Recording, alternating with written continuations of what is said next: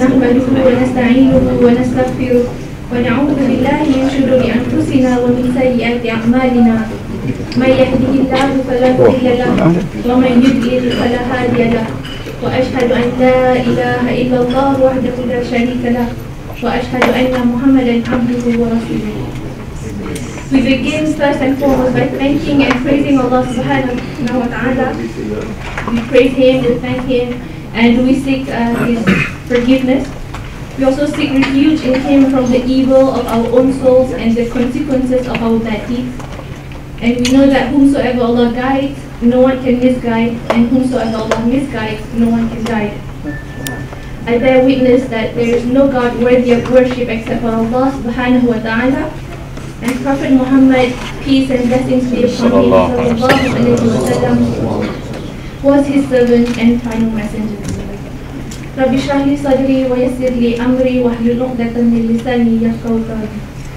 O Allah, I ask you to expand my chest, ease my task, and untie the knot from my tongue so that inshallah all of you can understand what I'm going to say today.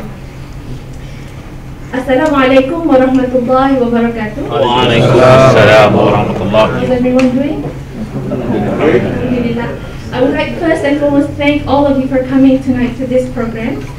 And I'll be very brief because you guys came to hear Dr. Tareq.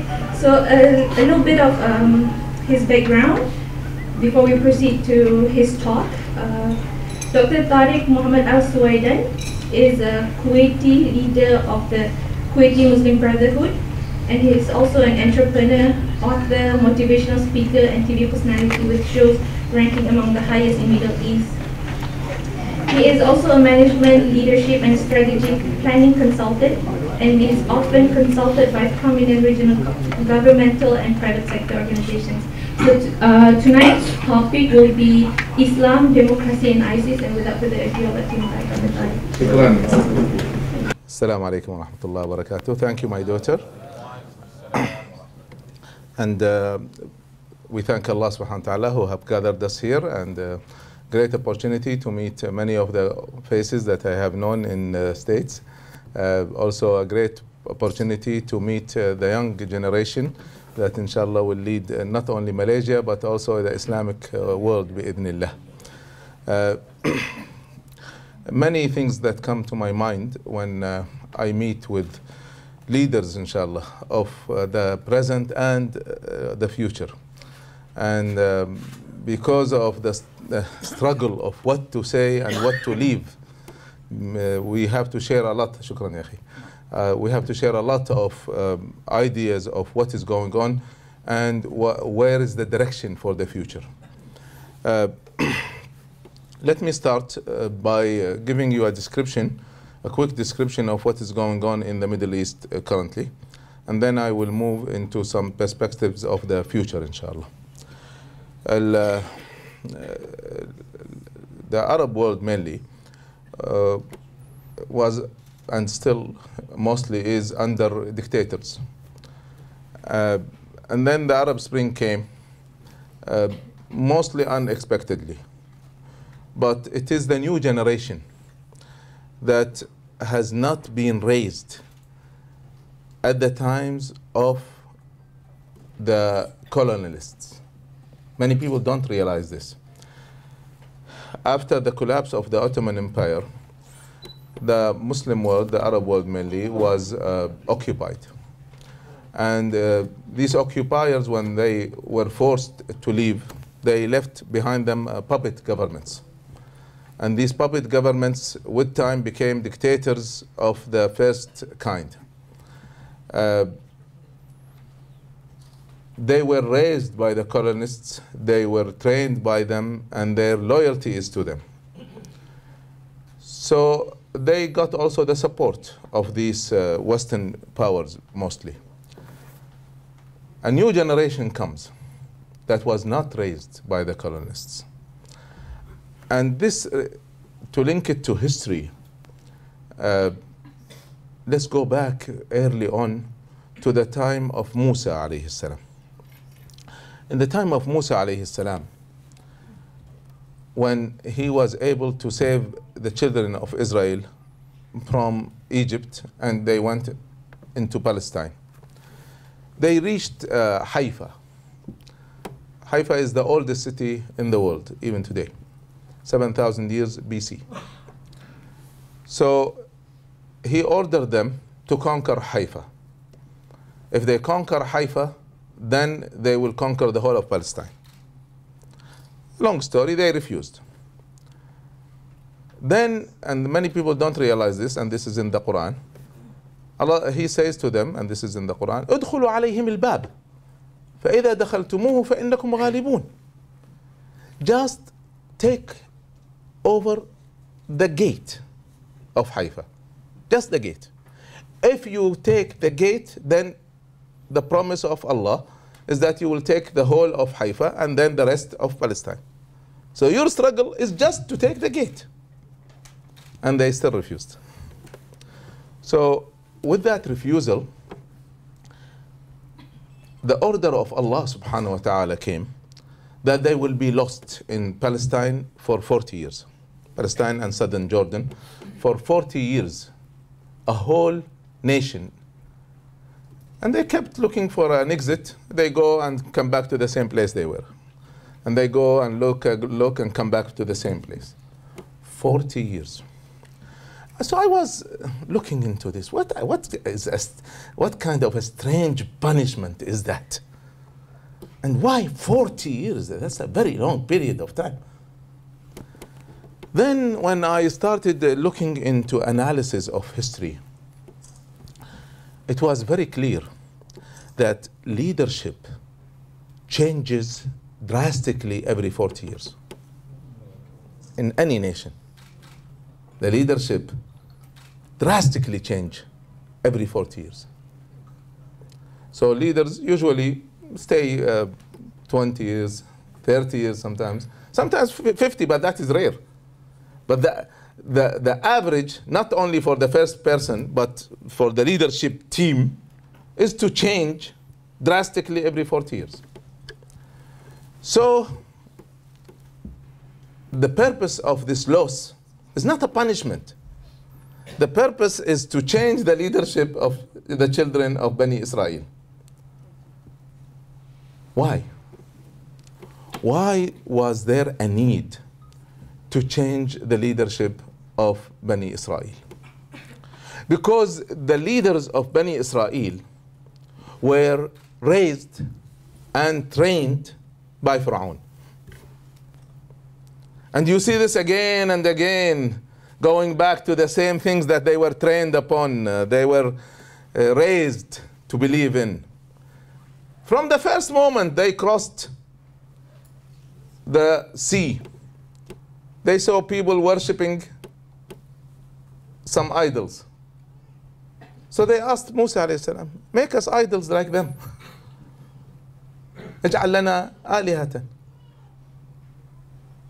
First moment. Second experience. Immediately when Musa alayhi salam goes to the mountain, he leaves them. They immediately worship the calf. He goes back and he brings them the Torah, tells them, Isma'u wa ati'u, listen and obey to whatever is in this book of God. They said, what is in the book?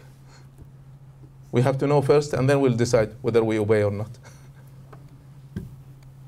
So he threatens them. Said, you have to listen and obey. You have seen so many miracles. 12 miracles they have seen. 12 major miracles. That is before the miracles they saw in Palestine. So they said, no, we will not obey until we know whether we like it or not. So in that case, another miracle comes. And this is also in the Quran. A full mountain flies into the sky and goes on top of their heads like a shadow, shadowing them. وَإِذْ نَتَقْنَا الْجَبَلَ فَوْقَهُمْ كَأَنَّهُ ظُلَّةٌ. We have raised the mountain above them, giving shadow to them. What was the threat? You either listen and obey to whatever in the book, or you will be crushed. then and only then they obeyed. And so on and so on. So they were raised and trained by Fir'aun. They cannot leave this methodology, mindset they were trained upon at the time of Fir'aun. So there was a need, there was a major need that they all be removed. And a new generation that was not raised by Fir'aun comes and leads them. And that's what happened in 40 years. In 40 years, when they were lost in the southern of Sinai, everyone died of the leaders. Even Musa alayhi salam, he died close to Jerusalem. Harun alayhi salam died 2 years later. So everyone died among the leaders. Who leads them now? They're led by Yawsha. Yawsha is the young man who was with Musa alayhi salam in the story of Khudr. Yawsha becomes the prophet of Allah subhanahu wa ta'ala. When they crossed the sea, he was only 15. So now he is 55. Able to lead them. He was not raised by Fir'aun. He was trained and led by Musa and Harun. Principles, values that he has are not the values of Fir'aun, but the values of freedom and justice, etc. So now they go back to Haifa. And in the first battle, they conquer Haifa. So there was clearly a need, and still a need, to change the leadership. Who moved the Arab world? It was the new generation. It was not a decision by the leaders of Ikhwan. It was not a decision by the leaders of any party. It was not the old people. Even in Egypt, when the first step of the revolution happened on the 25th of January 2011, Ikhwan did not join. They were hesitant. They joined 3 days later, 28th. So it was very clear it was not them. How did they gather on the 25th? They had a new leader now. It is called Facebook. Wallahi, it was the decision was made on Facebook by people who did not know each other. That let's gather in Maidan al-Tahrir to protest the leadership of Hosni Mubarak. And of course, this is after what happened in Tunis. But again, so it is very clear that sometimes you need major change. We saw this in the story of Musa alayhi salam. We saw this in what the Prophet sallallahu alayhi wasallam brought. He brought change, major change. Many people don't realize this. Unity is not a goal. It was never a goal. The Prophet ﷺ was raised in Quraysh 40 years. It was united. It only got divided after he came. So unity on shirk and injustice is of no value. So he brought change. Of course, when you bring change, then many people will not accept change. Many people will hesitate. Many people will refuse even. Many people feel that they are threatened. Sometimes because of their personal interests are threatened, but not always, by the way. Sometimes they feel threatened because the values they believe in are threatened. And I came in the leadership of Ikhwan when I was 19 years old. I became a member of Shura by mistake. And continued since then. And I have trained most of the leaders, not only in Kuwait, all over. And I've trained most of the leaders in the governments, private sector, etc. So I would like to share with you some of the things I have learned after training more than 60,000 Islamists and non-Islamists. Many times, when you bring a new idea, there are general reactions to the new idea. One of the major reaction to a new idea is that those who are in the leadership at that time and those who are your peers will refuse it. It is the next generation that believes in it. And by the way, this is also in science, not only in change. Even in science, you see this. So, a new generation of young men and women come. They present new ideas. The old generation would not accept it. Of course, there are exceptions, but I'm talking in general. Alhamdulillah, the change is successful.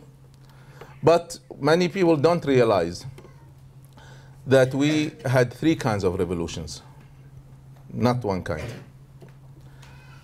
And this is I've written several times since about 2 years ago and continue to emphasize this, that we have to realize what's going on. There are three kinds of revolutions that happened in the Arab world. The first kind I call a full revolution. The second kind I call half a revolution. And the third one is a quarter of a revolution. Wallahi. And let me explain what I mean by that. A full revolution, when you change not only the first person, but the whole team that works for the first person. This happened only in Libya, where a full change happened. And of course, 100,000 had to die to do that. Wallahi, 100,000 died in that cause. Full war, destroyed Libya. But Libya anyway, it had nothing. Wallahi, I visited Libya before the revolution and after. They have nothing. I'm serious, nothing means nothing. They don't have even a mall. Not one mall, huh? They don't have a major highway. Wallahi, the branch street next to my home in Kuwait is better than the major highway to the airport. Wallahi, I'm talking seriously. They lousy education, lousy health, etc., etc. In every area. The only thing they had is a lot of cash. But it was not owned by the government or by Libya. It was owned personally by Gaddafi and his children. $110 billion. And you have nothing. So I tell our brothers and sisters in Libya, you are very lucky. You are the luckiest among all the Arabs, because you inherited a country that has nothing. And you can start fresh from zero. The others have to fix what's going on. You don't have to fix because you don't have anything. Wallahi, serious. You laugh. Wallahi, I'm talking seriously. Wallahi, they have nothing. I have not seen a country in the whole world worse than Libya except Yemen.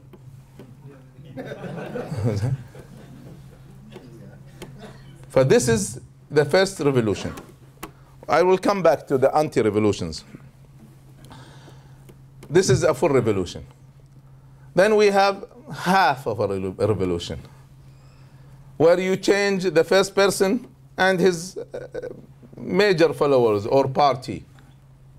And that happened in Egypt, where Hosni Mubarak was removed, his children were removed, and his party was resolved. So it's half a revolution. The leaders of the military who are loyal to him were not removed, while in Libya they were removed. They were killed, not removed. Or they flee. But in Egypt, they took over. But you removed a lot of people, the major people, except for the military. Now in Yemen, it's a quarter of a revolution. In Yemen, only Ali Abdullah Saleh was removed. Only him. Not his children, not his party, not his deputy. No one, huh? No one was removed except him personally. And he was not forced to leave the country. He stayed in the country. And he was not forced to return the money. Libya is the poorest Arab country, while his personal wealth is $27 billion. Yemen. The personal wealth of Ali Abdullah Saleh, $27 billion. And he stayed in the country. Now, this is a man who was removed, stays in the country. All those who are loyal to him are there. And he has $27 billion to play with. So, of course, what happened in Tunis, in these countries, of course in Syria, there was a trial for a full revolution. But it did not succeed. I'll tell you mainly why. But that made a lot of countries shake, especially in the Gulf. They started to shake. They were, I mean, their chairs started to have an earthquake. So, two kings moved quickly and made major changes. The king of Morocco and the Sultan of Oman. They moved very quickly. So they gave more power to the people. They gave more wealth to the people. They changed the salaries, etc. And elections became real. So in Morocco, immediately when the first election happened, Islamists won immediately. And since they won, and he was serious about change, they took over. So now the chairman of the prime minister of Morocco is the leader of the Islamic Party, Abdelilah bin Kiran. And remember this, when there is true freedom, people will choose the Islamic way. When there is true freedom. Not because the Islamists are the more qualified, but they are the least corrupt.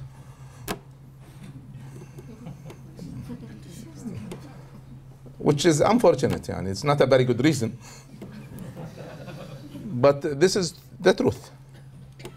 So most of our leaders are not qualified.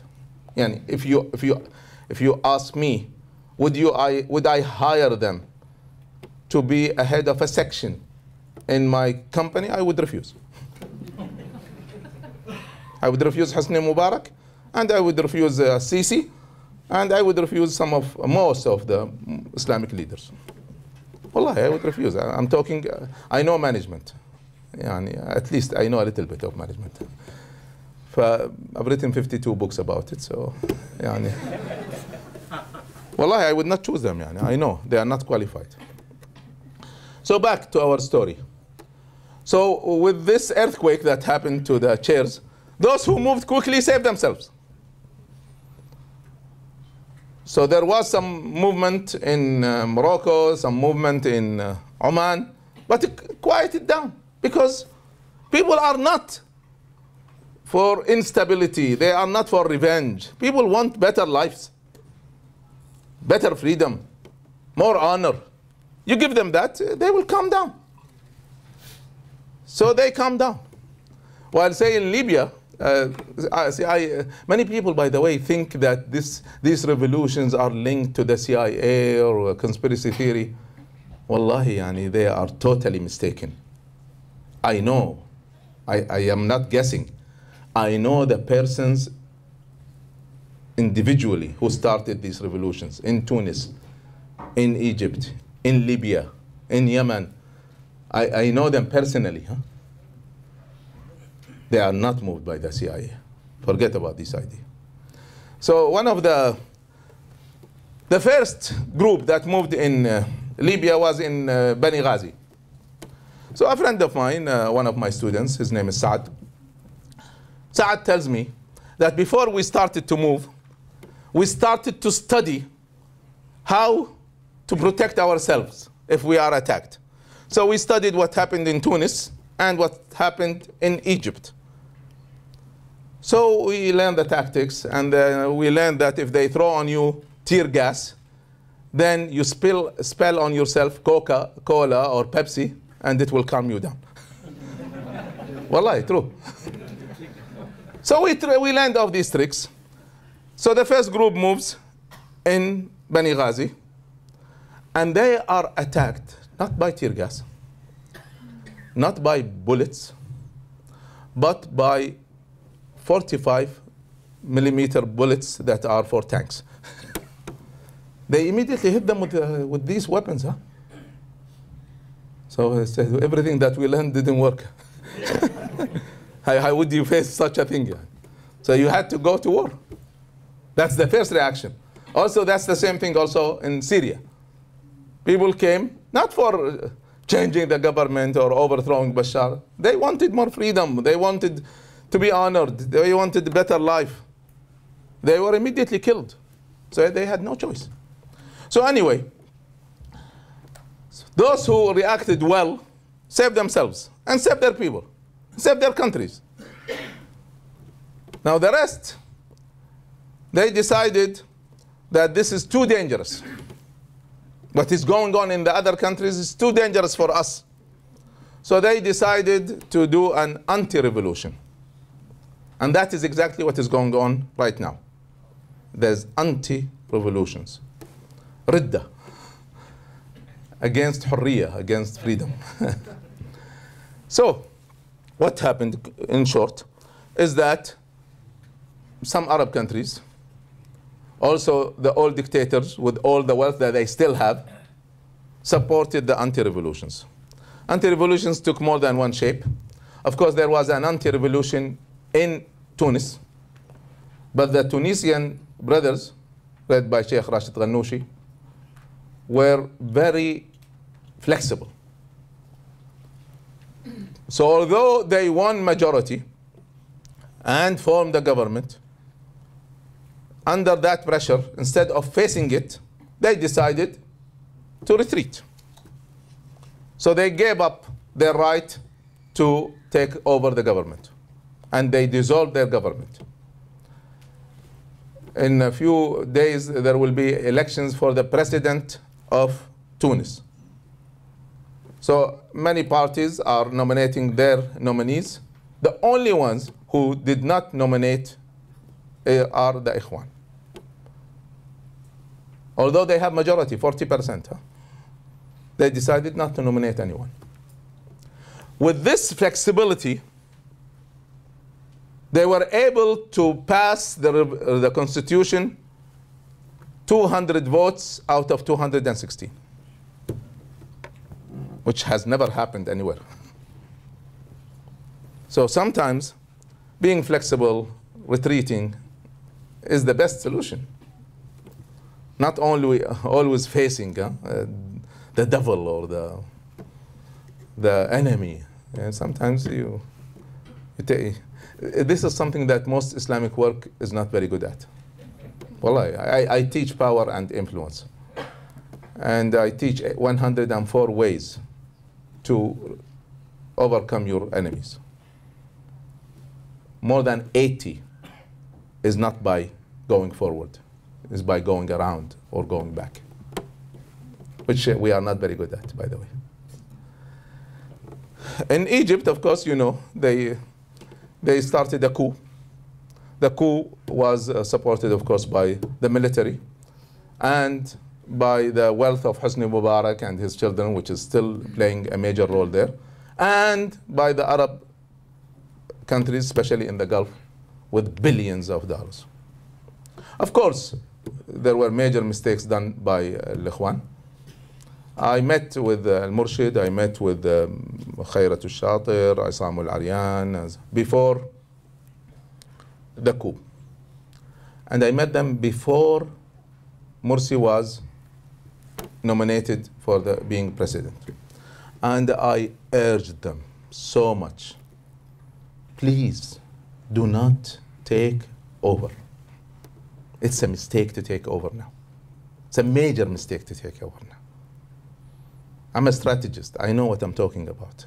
And I know power and influence. You're playing it wrong.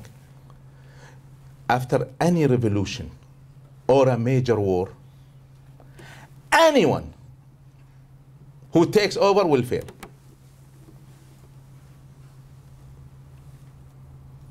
Unless they have huge support from the outside. Like de Gaulle, when he was supported by the Allies. But that is the exception. Huge support. Nobody got that support. You don't have that support. You have enemies inside and outside, and zero support. But they did not listen, unfortunately. Anyway, of course they have their reasons. I'm not here to criticize them, but analyzing. So clearly there is a coup. Now this coup is ruling but not stable. Daily, non-stop. Not a single day has passed since the coup without demonstrations. Many people believe that these are small demonstrations and they have no effect. They are wrong. They are very, very wrong. These demonstrations are shown on news. I have asked some of my friends who are investors, would you invest in Egypt? Of course, none of them would invest in Egypt, except governments of the Gulf who are investing not because they want to invest, but because they want to support the coup. So I asked my family members, most of them are not Islamists, would you go to Egypt for tourism? So what is the effect of that? Tourism is 20% of the income. 20. You immediately lose that. So many people don't realize, 20% of the economy, that can destroy anyone. And Egypt has a lot of museums, huge number of museums, especially history museums. The income of all museums in one of the days was 4 ringgits. Wallah, yeah. 4 ringgits, huh? One person. That's the ticket, 4 ringgits, one person. That is all in the whole country. So how can they survive? They don't survive. They can't survive. So they had to cut down on the support for fuel. So fuel prices rose.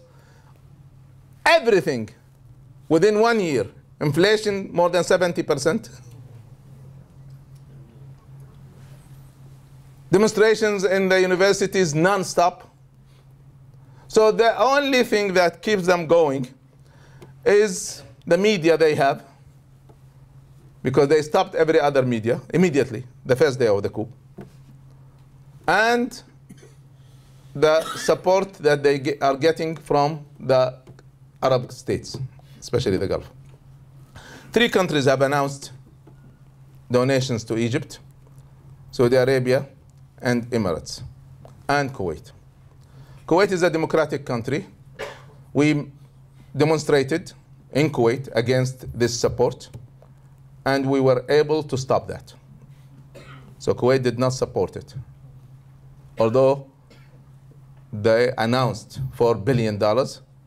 They sent 1 billion, but by the force of the people, that was changed into a loan instead of a donation, and the rest was not sent.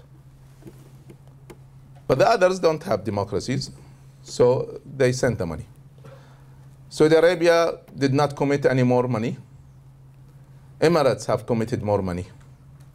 In total, they committed $80 billion in 2 years. But that cannot continue. Huh? I mean, Egypt is 90 million people. Emirates is 3. You cannot spend on Egypt. It has to come from the inside. Not only that, both Egypt and Emirates supported one military leader in Libya from the Gaddafi regime to start an anti-revolution. So he's claimed that those who took over are terrorists, and he formed an army. Both Egypt and Emirates send him their planes, war planes, because Libya has no air force currently. So the only air power that is present in Libya is the Egyptian and Emirati air force. So they have started to attack our brothers in Libya. Nevertheless, alhamdulillah, our brothers were able to take over Tripoli, the capital, all of West Libya, and currently the battle is with Haftar, the name of this general. And in general, alhamdulillah, our brothers are advancing, except for the air power, which is hurting them, but the rest, alhamdulillah. So they don't expect it to be a long process. Of course, they form their own government, their own parliament, and their own military, but that will all go away, because the will of the people will prevail at the end of the day. Not the West, not Egypt, not Emirates. It is the will of the people. So it was a decision of our brothers in Libya to defend their revolution by force and not let it be in the hands of Gaddafi again. So that is what is going in Libya. In Yemen, they did not have anyone to move against what happened. So they moved Al-Houthi, which is a Shiite group, which is very dumb move. Wallahi, yani, sometimes yani, these people who strategize are so dumb. Okay, you can win against Ikhwan in Yemen. Then what? Then you will have Yemen ruled by the Shia, south of Saudi Arabia, and you have Shia east of Saudi Arabia in Iran, and you have Shia northeast Saudi Arabia in Iraq, and you have Shia north of Saudi Arabia in Egypt, in Syria. What is going? What will you do? So it's a very dumb move, but they are supporting them. Mainly, of course, the Ali Abdullah Saleh himself and some of the Gulf states. So, of course, without that, these Shiite have no power. But they get the weapons from Iran and the funding from the Gulf states and Ali Abdullah Saleh. But that is all temporary also, because it cannot last. See, Yemen is different. Yemen is a country where everyone has weapons. I'm not talking pistols. I'm not talking guns. I'm talking weapons. I mean, you can easily go on the street and buy grenades, tanks, wallahi, yeah? Yani, RBJs. It is on the streets, huh? Wallahi, yeah. You can auction it, yani. And it's all legal. But everyone, I mean, it is the pride of any Yemeni to show you in his house the cabinet full of weapons.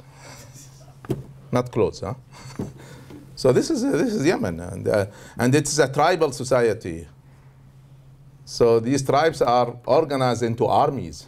So right now they are keeping quiet, but it will not continue. So this will not, I mean, they think they won, but it is very temporary. I assure you, it is very temporary. But the complicated situation is in Iraq and in Syria. Let me talk a little bit about Iraq because it's easier. Iraq, Many people don't realize this unless you have worked in the politics of the United States. I stayed in the United States 17 years. The last 2 years, I worked in politics. And I had a political office in K Street in Washington, D.C., 2 blocks from the White House. So I worked in politics for the Congress and the others. Many people don't realize that America does not have a long-term strategy. Many people just don't even, cannot even imagine it. They do not have a long-term strategies. Those who have long-term strategies are the British. But the Americans, they don't have it. It's very short-term. Another thing that many people don't realize is there is a huge, huge difference in American politics between the Republicans and the Democrats. I'm talking the outside politics, the foreign policy. It's a huge difference. It is the Republicans who attack, who start wars. It is the Democrats who pull out from wars. See, the Democrats, they are interested in the internal affairs more. The economy, education, health, gays. That's their interest. Wallahi, and this is their interest. So the outside policy, so weak. And that is why many people, they just have the wrong analysis. They think that is what is going on here in ISIS is done by America and it's planned. Wallahi, it's not. Yani, if you think that way, you don't know America and you don't know these people, ISIS. I know both. I tell them, we don't need anyone to move our crazy people. We have enough crazy people. Wallahi. So let's go back to Iraq. So America, at the time of the Republicans, they started the war, they took over Iraq, freed Kuwait, and later on took over Iraq, kicked Saddam, killed him. And then what? They dissolved the army. First move, huh? First dumb move. They dissolved the army. So when you dissolve the army, what happens to the army? What happens? They become militia. They go, they have their weapons, they go and they have, of course, their leaders and they have party, Ba'ath party. Does not vanish, huh? You dissolve them, they don't vanish. They are still there. And these are people who were paid by the military. Now they have no salary, so they need somebody to pay them. So you immediately have secret armies instead of a public army, huh? And you have an army that is not loyal to the government. It's loyal to the ex-government. And that's what happened exactly, huh? So among the leaders of Saddam Hussein was Izzat al-Duri. Izzat al-Duri is in North Iraq, has billions. So he started to work with the tribes, Sunni tribes in North Iraq.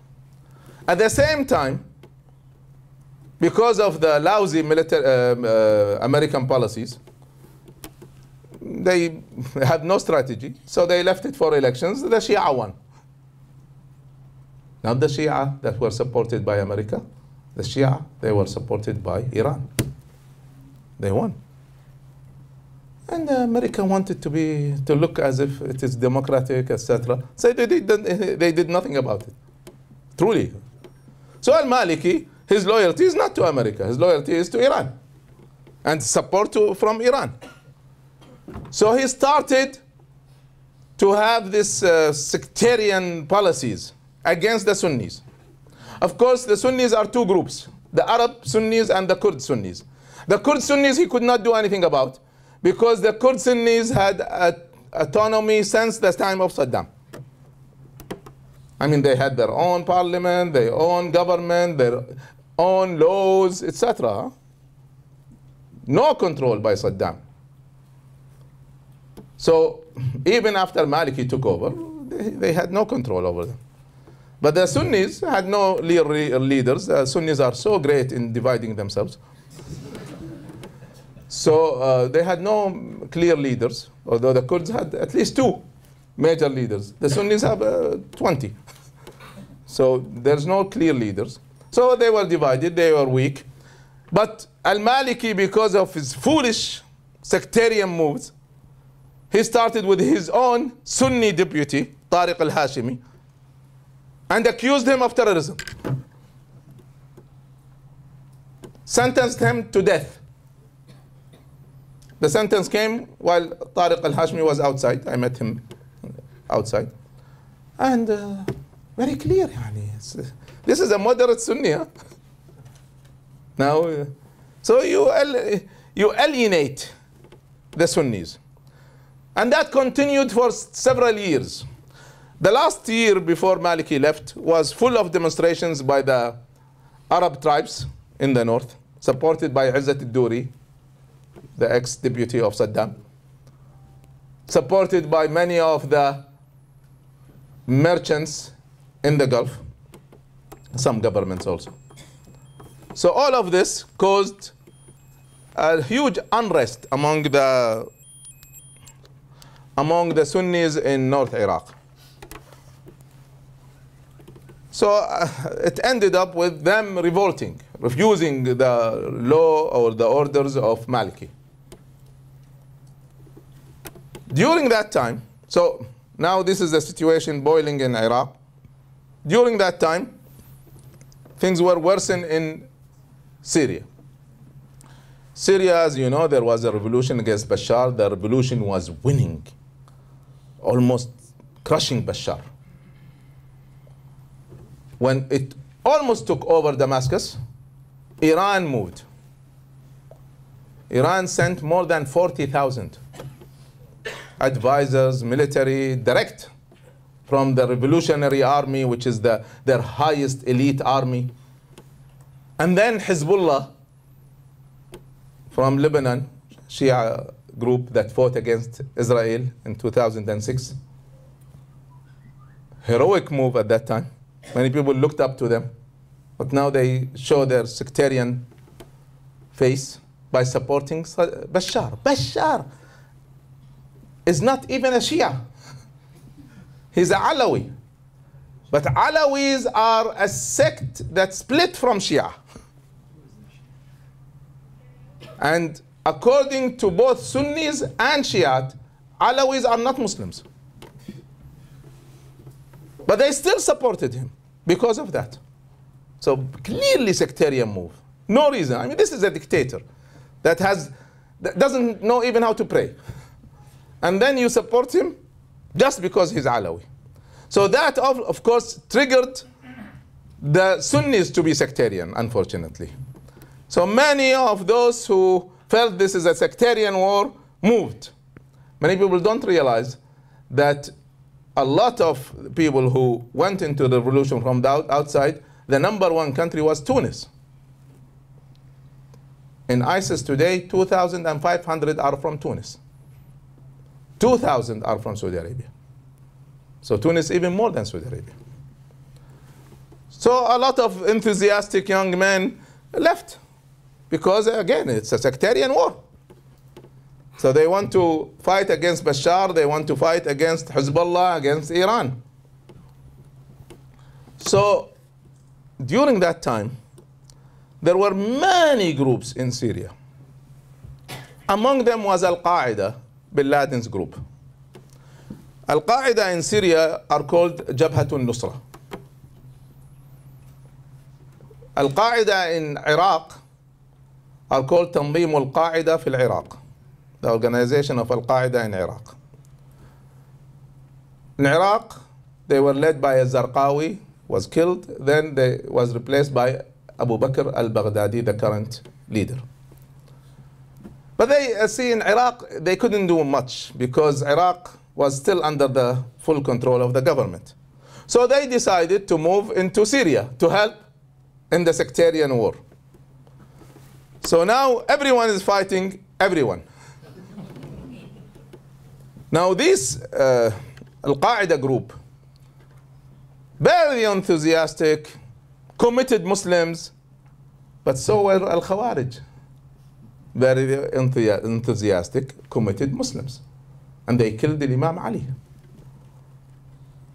So I call them the Sunni Khawarij. Wallahi, this is the exact description. Yani. They act as Khawarij, they think as Khawarij, the Khawarij will stop you at the street, they will ask you a specific question. If you answer wrong, they will behead you. This is what they do now. Exactly, wallahi, they do exactly that. So remember, these are Sunni Khawarij. Yani. Their faith is not Khawarij, their faith is Sunni, but their actions and thinking is Khawarij. And then things developed even worse. Because these Al-Qaeda that came from Iraq were different than Al-Qaeda that was in Syria. In Syria, they were all Syrians. And they were fighting Bashar. Those who came from Iraq were not Syrians. They were Iraqis, Saudis, Tunisians, others. So the first thing they did is they attacked the other groups, not Bashar. They attack the groups that fight Bashar, because these are Murtad. And Murtad are worse than Kafir. This is how they think. And then Abu Bakr al-Baghdadi ordered Jabhat al-Nusra, the branch of Qaeda in Syria, to join him. They refused. So this is a Syrian war. You come from the outside and you want to take over even our organization, you go back to Iraq. So they differed. So they decided that they will leave the decision to Al-Dawahiri. Dawahiri is the leader of Al-Qaeda after Bin Laden. The current leader of Al-Qaeda in Pakistan or Afghanistan is Al-Dawahiri. So Al-Dawahiri goes on public, this is on YouTube, that my decision is those from Iraq go back to Iraq, those in Syria stay in Syria, and you don't join forces. Abu Bakr al-Baghdadi, the leader of the Iraqi group, refuses this order and decides that we are not part of Al-Qaeda anymore, and changes the name from Tanzim al-Qaeda fil Iraq to Tanzim al-Islam fil Iraq wa Sham. So again, this is Qaeda, 100% Qaeda. Jabhat al-Nusra still refuses, so he fights against them. A lot of killing between the two groups. The killing that this group caused, almost 100% in the people of the revolution, almost zero among the army of Bashar. So this is the way these people think. So this war is still going on. Supported again by the powers I mentioned. So they were able to take over some land in Syria and in Iraq, because Iraq now has moved. And the tribes there, they don't know exactly who these people are, so they joined forces with them.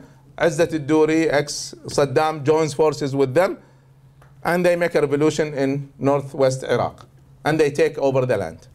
So they take over land in Iraq, they take over land in Syria. So now they declare Khilafah. We are a state now. There is a border checkpoint between Iraq and Syria.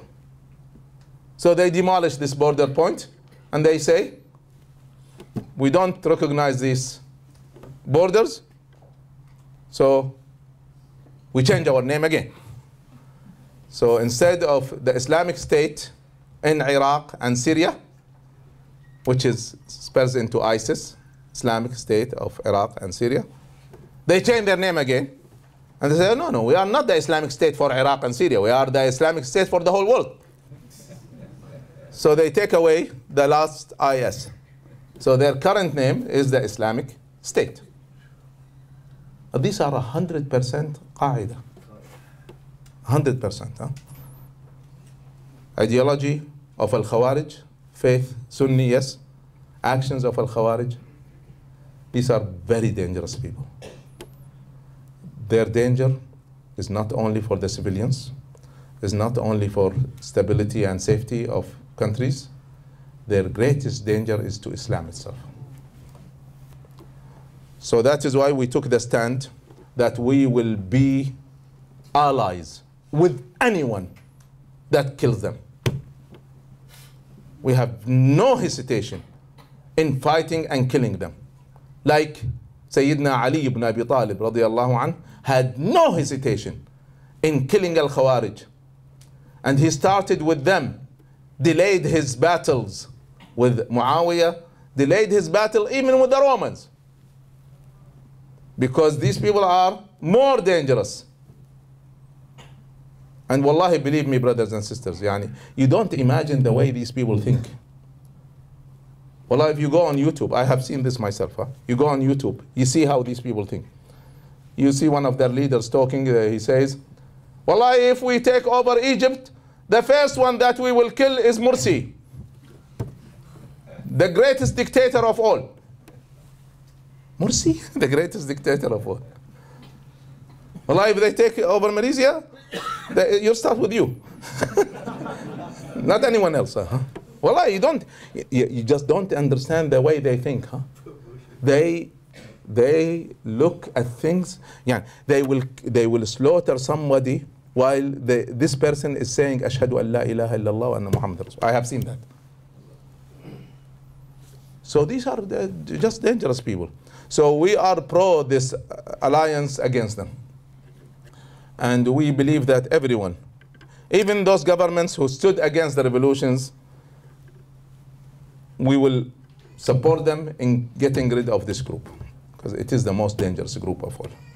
So this is, in short, what is going on. We still have a lot of hope, because, see, when do you lose hope? When there is no action.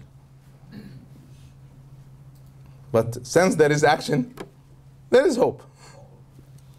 So there is action in Libya. As a matter of fact, it's winning. There is action in Egypt. Yes, it is not winning, but it is really shocking the regime. The regime could not rest one day, Not one day of rest. There is a great movement that you will see, inshallah, very soon in Yemen. So everywhere. The only country that will continue, in our opinion, to be unstable for at least 7 to 10 years is Syria.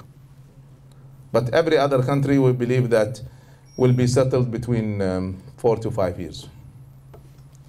But that is still a small price to pay, because what is the other choice? The other choice is for dictators to continue ruling, and their children, and that would continue for hundreds of years. So we gladly will pay for the price of revolutions with the sacrifices, but we will not let these tyrants continue to rule. So this is, inshallah, I gave you just a quick picture of what is going on. Now let me share with you some ideas about the future. I have no doubt, wallahi, I see it as much as I see you, that we have a very, very bright future. And I'm not talking hundreds of years. I'm talking 20, 30 years maximum. You will see that Muslims and Muslim countries have evolved. And I'll discuss with you some of my ideas on this. But before I go into that, we must solve major problems that we have today. And in my analysis of history, my latest book is A Short History of Islam and the World. 3 volumes from the beginning of time until 2013. Summarizing the history of Islam and Muslims, not only militarily and politically as most history books do, but also from a civilization point of view, religious point of view. When did every group come? even the Sufi groups, Naqshbandi, etc. So I studied all of this history. I've written it. So it is very clear when you understand history that a lot of history repeats itself, not by events, but it repeats cycles. So when you understand the cycle, you know what will happen in general, not exactly, but you know. So history moves as much as the stock market moves. Wallahi. And you have to, wallahi, this is a very nice idea. If you understand it, you'll understand history. How does the stock market move? It fluctuates up and down all the time. And sometimes big fluctuations, sometimes small fluctuations. But if you look at a year, then you see a trend, up or a trend down. Now if you take 5 years, then you almost see a straight line up or a straight line down. It does not mean that there were no fluctuations during that time. But you see, in general, how history moves. So let me give you a very short summary of our Islamic history, very short. طيب. Time of Mecca, struggle, continuous struggle. And then we start Hijrah. With the Hijrah, the first Islamic state. Second year of Hijrah, huge victory. But what happened after that? Losses, continuous losses. So we were victorious 1 year. Many people in Egypt are very relieved when they hear this. See, they are victorious 1 year. But see what happened after Badr. You see Uhud. See if we want to go up and down. Badr up, Uhud down. And then Bi'r Ma'una. And then Ma'ur Raji'. Many people don't understand. In these events, Muslims suffered 70 martyrs. 70. That is how much they suffered in Uhud. So we're talking equal to Uhud, huh? So that continued also. This is third year, this is fourth year, fifth year, Al-Khandaq, Al-Ahzab. Also, almost the whole of Islam almost was destroyed. So this is the Prophet ﷺ, huh? After 1 year of victory, you have losses. So many people will start to question, are we on the right path? But you go back to Surah Al-Imran, and you read in Surah Al-Imran, why did they lose? What are the lessons? If we continue to win, who will be with us? Wallahi, wallahi, we did not realize who was really with us until the anti-revolution, until the coup in Egypt happened. Wallahi, we didn't realize. Huh? Many people, we thought they were with us. Huh? I'm talking major people. I'm not talking young men and women. Yeah, young men and women almost had no problem. It is the ulama. It is the leaders that had problems. And believe me, listen, believe me, it is not a problem of knowledge. It is a problem of values. They had the knowledge, huh? Ali Jum'ah, one of the greatest scholars. In his speech, he tells the Egyptian army, kill them. I'm using his exact words, huh? اقتلوهم. He orders killing, huh? Of demonstrators. Kill them. طوبى لمن قتلهم وقتلوه. If you kill them, good for you. If they kill you, good for you, because you go to heaven. And this is one of the great scholars, huh? So brothers, sisters, it is not knowledge that counts here. It is true values, huh? Let me say something. Most of our scholars collapsed. when this coup happened. I counted. You know how many collapsed? Did not take the stand of defending freedom, defending civil rights, defending free demonstrations, peaceful demonstrations. You know how many of the scholars fell? More than 95%. And I'm not talking Egypt only, everywhere. So alhamdulillah. Without it, we could not have learned who truly stands with the truth. So I took a very strong stand against the coup. Because of my stand against the coup, nothing more, I am banned from entering Saudi Arabia, even for Hajj and Umrah. I did not speak at all against Saudi Arabia, never. Not before, not after. Still today, I never speak against Saudi Arabia. But nevertheless, they banned me, even for Hajj and Umrah, to enter Saudi Arabia. And the scholars support that. Support the ban of a person going to Hajj and Umrah. Huh? We shall have the regulation in Saudi Arabia. So, I was asked about this, and let me answer you. So if you study the science of change, remember this always, huh? You cannot have change without pain. If there is no pain, change will not happen. Not on an individual level, not on a collective level. So in the Gulf area, the pain is very little, because they pay them well. You don't understand.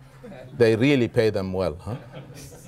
Yani, an elementary teacher in Qatar, for example, elementary teacher, she's Qatari, primary school, monthly salary, $13,000.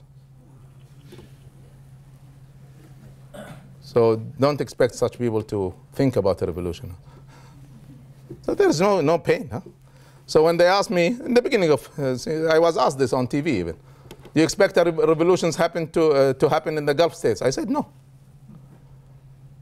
And there is another reason. Revolutions happen usually, sometimes there are exceptions, but usually in republics. Kingdoms rarely have revolutions. So republics have revolutions, kingdoms have evolutions. So let's go back. Quick review of history. So a little bit up, many years down, and then Khaybar comes up, and then the conquer of Mecca, and then Tabuk, and then the whole of Arabia. The Prophet ﷺ spends 13 years in Mecca, but did not control Mecca. 10 years in Medina, controls the whole of the Arab world, the whole of the Arab Peninsula. So the way we draw this map is like this. Straight on the bottom, and then a huge jump. We don't count these small things happening again, because we look at 10 years. We don't look at year by year, because it's like the stock market.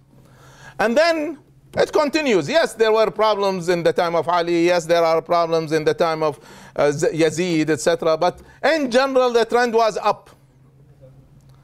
But remember this, it was really up like a rocket during the time of the Prophet ﷺ and the Khulafa al-Rashidin. But it continued to go up, but not at the same speed in the time of the Umayyads and the time of the Abbasis and the time even of the Uthmanis, but not the whole time of the Uthmanis. See, the Uthmanis did a major mistake that the Umayyads and the Abbasis did not do. In the time of the Umayyads and the Abbasis, civilization was in all parts of society. Everything was advanced, especially science and knowledge, Islamic knowledge. Especially in two places. I teach creativity. And there is a study called Centers of Creativity. Centers of Creativity. A definition of a center of creativity is that at least 25% of the world's innovation at a certain period comes from that place. So this is the definition of a center of creativity. So it was Greece for a time. Later on, of course, Germany was a center. Venetia was a center. Paris was a center. Of course, London was a center. Currently, America, of course, is a center. At a certain period, shukran ya akhi, at a certain period of our history, of the history of the world, two places, Baghdad and Cordoba in Spain, both were centers of civilization. We were responsible for more than 50% of the innovation in the world. Many people don't realize this. Yes, we know that we were advanced, but many people don't realize that we had more than 50% of the innovation of the world. That is huge, huge. And it's only two cities. Many people don't realize how Cordoba reached that. Cordoba at the time of Abdul Rahman al-Nasir. I wrote a whole book about the history of Muslims in Spain. 800 years. The greatest era of their history is in the time of Abdul Rahman al-Nasir. This is an Umayyad leader in Spain. Spain was ruled by Bani Umayyah, who were conquered in Syria, but they started again in Spain at the time of when the Abbasis were taking over the whole of the Muslim world, except Spain was under the Umayyads. The greatest leader of the Bani Umayyah was Abdul Rahman al-Nasir. He ruled for 50 years. Greatest achievement of Muslims in Spain was in his era. Why? Many people don't know why. He gave an order that was sent to all of Europe and all of the East, including the capital, Baghdad. Any scholar of any science, Islamic or non-Islamic, that moves to Cordoba will be paid stable salary for the rest of his life. They don't need to work. The brain gain program. Nothing, huh? Just come over. We don't need anything from you. Just move to Cordoba. Even non-Muslims came. I've read in one of the Western books written by a priest. He was saying, this is my words of what he was saying. He was saying, La hawla wa la quwwata illa billah. Our young generation are dressing in Arab clothes, singing in Arab songs, using Arabic words, eating Arabic food. That is his words. Now we can say the same thing. So back. So civilization continued. What the Uthmanis did was a major mistake, and that is to emphasize only military power. That you go back and look, who are the scientists, major scientists that came in the Uthmani period? Very rarely you find any name. In any area, including Islamic studies. Yes, of course, there were scholars, but I'm talking major scholars like Ibn Sina or Al-Farabi. You don't see that in the Uthmani period at all. So, of course, with the military power, they took over Istanbul, they took over Albania, they expanded, of course. Especially with the invention they had. See, this is, by the way, this is the major problem that Saddam had. Very powerful, only military. This is what Iran has today. Iran is one of the poorest countries. People under poverty line in Iran today is more than 40%. While on the military side, huge advance. See rockets and you see drones but nothing else. That cannot survive. Remember this, huh? You don't build a civilization on military power. You don't. It doesn't work. So that's a major mistake they did. Anyway, so it continued. We're still powerful until 998 Hijrah. 1,000 years, huh? On the third attempt of the Ottoman Empire to take over Vienna. The third attempt. The third siege of Vienna failed. If you want me to choose a point of history where we started to decline, it is that year. From that year on, even militarily speaking, in general, we were going down. And that continued, of course. Remember, it's like a stock market. And many people, by the way, have a major mistake in analyzing history. See, I can show you the bright history of Islam by looking at the points that are on the top only, huh? And I can show you that Islam is miserable by looking at the down points only. But you don't analyze history that way. It doesn't work. Huh? Both ways, you're wrong. So in general, we were rocket, then up, then stable, then the siege fails, and we go down 400 years. During that time, of course, no achievements, no science. Status of woman was, before that, great. See, I did a series called Great Women of Islam. I had huge trouble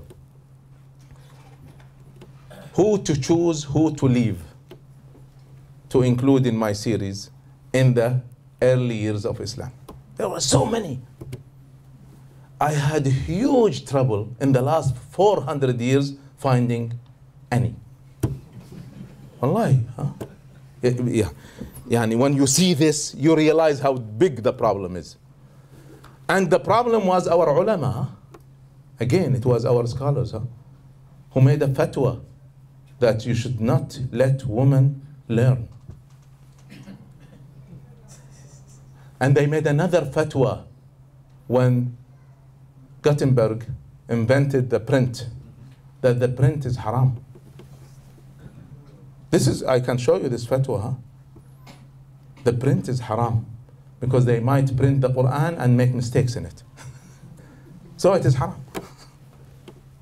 That's what kept us. Our scholars kept us in the dark with these fatwas, huh? And they still keep us in the dark with many of their fatwas, unfortunately. Somebody has to say, no, this is wrong.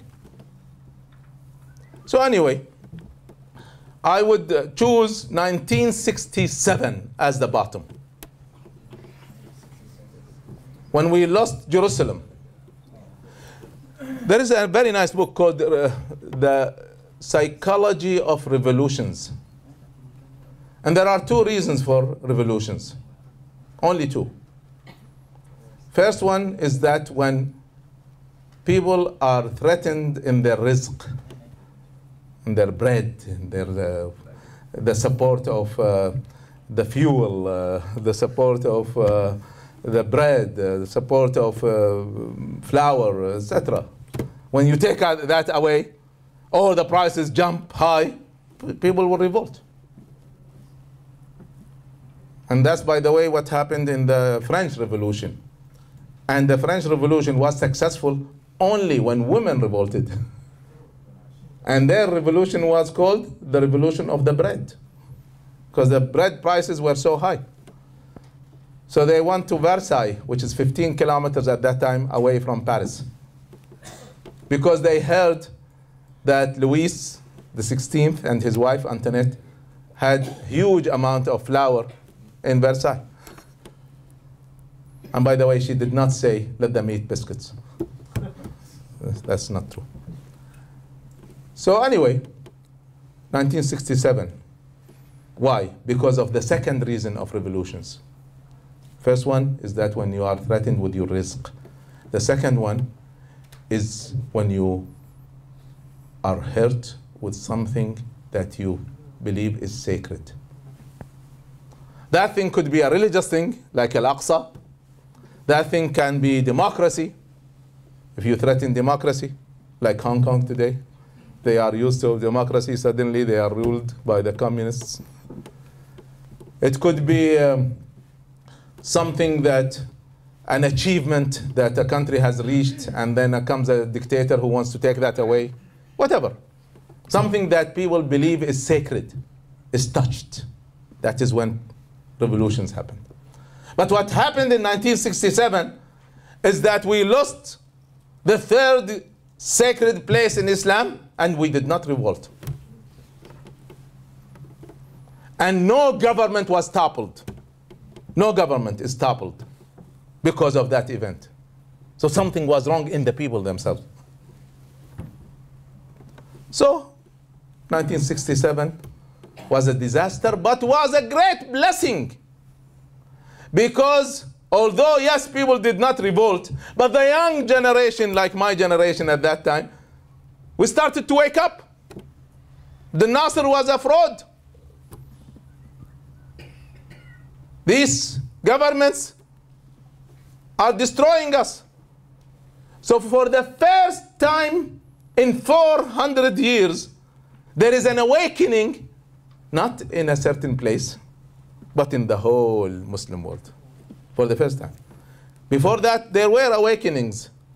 Happened in Libya, time of Umar al-Mukhtar, happened in Sudan at the time of al-Mahdi, happened in India for a certain period of time, but they were scattered. For the first time, the whole Muslim world, even minorities in America and Australia started to wake up.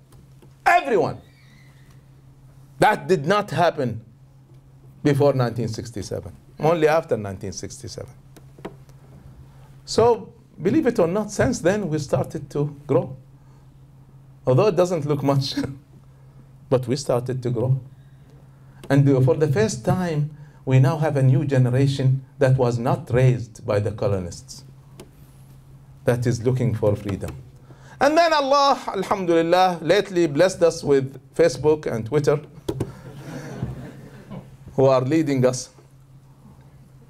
So a week ago, I wrote a question to my followers. I have 9 million followers. So between Facebook and Twitter, it's 9 million. So I give them questions, some advices, etc. So I gave a question, said, who is the most knowledgeable on earth today? Many people were. So I said, Google. Of course, Google. You want anything, you ask Sheikh Google. Well, you don't need to ask most of our scholars. You ask Google, you'll get the detailed answer, even about Sharia. Any hadith you want, anything, just ask Sheikh Google. Well, he's my Sheikh today. So, anyway, it's a long story. But finally, alhamdulillah, we moved. But we still face 5 major problems. The first one is behavior. Huge problems in Muslim behaviors. Behavior between parents and their children, behavior between man and wife, behavior among relatives, behavior in our worship even, of course our behavior in traffic. Alhamdulillah, you have a very nice traffic here. And Kuwait in general also has a very nice traffic. But you go to a place like Egypt, for example, there is no traffic lights. I mean, there are some, but they are not respected. I have not seen anyone stopping for a traffic light. This is the general behavior. Huh? There's a behavior of cleanliness. Huh? One day, one of my students asked me, he said, Dr. Tareq, give me a sign that if I see, then I know that we started to revive as an ummah. I said, when you see shoes put in their exact place on the shelves in mosques, then this is the sign. So he started to laugh. He said, oh, wallahi, I'm serious. I'm serious. I'm not joking. Because if there is any hope for this ummah, is in those who have faith, not on those who are corrupt. And if those who have faith are so lazy not to go few steps and put their shoes on the shelves, and so disorganized that they leave the shoes on the ground and the shelves are empty, then we are not ready to revive. Because those who should lead the revival are not ready. So this is behavior. The second problem is effectiveness, production. There is a study in the Gulf states. What is the production of a government employee? This is a study, official scientific study. And the result is 15 minutes a day. That is all. Which is much better than Egypt, which is 5 minutes a day. Wallahi, 5 minutes a day. This is the production of a government employee in Egypt. 15 minutes. So I was telling this to some of my audience. One of them was in the greatest, best company in the Middle East, oil-wise, and that is Aramco. So he comes to me after the lecture and says, Dr. Tareq, we did the same study in Aramco. Now this is an oil company established by the Americans, managed by American ways, etc. So we did the same study and our production is 45 minutes a day. And this is the best, huh? 45 minutes a day. So clearly there is a problem, huh? The third major problem that we face is backwardness. Backwardness. Our education system is backward. By the way, Malaysia advanced until it became education-wise. I follow competitiveness reports. I follow 30 competitiveness reports, not one. Malaysia reached the level of 24 7 years ago and stopped. It did not move. Still 24. Today, the best country in education in the Muslim world is Qatar. Its rank is number 7 in the world. More advanced than Malaysia today is Qatar, Emirates, and Saudi Arabia. Better than Malaysia. So, again, we have to wake up what is going on. We are backward in our scientific research. Spending on scientific research is 7% of the Israeli budget. Spending on scientific research in the Arab world, average among governments, is 0.25 of 1%. So they spend 28 more times than us. You know what is Malaysia? No, 0.003%. Oh my God. Budget. So backward, management systems, etc. So backwardness in all areas of life.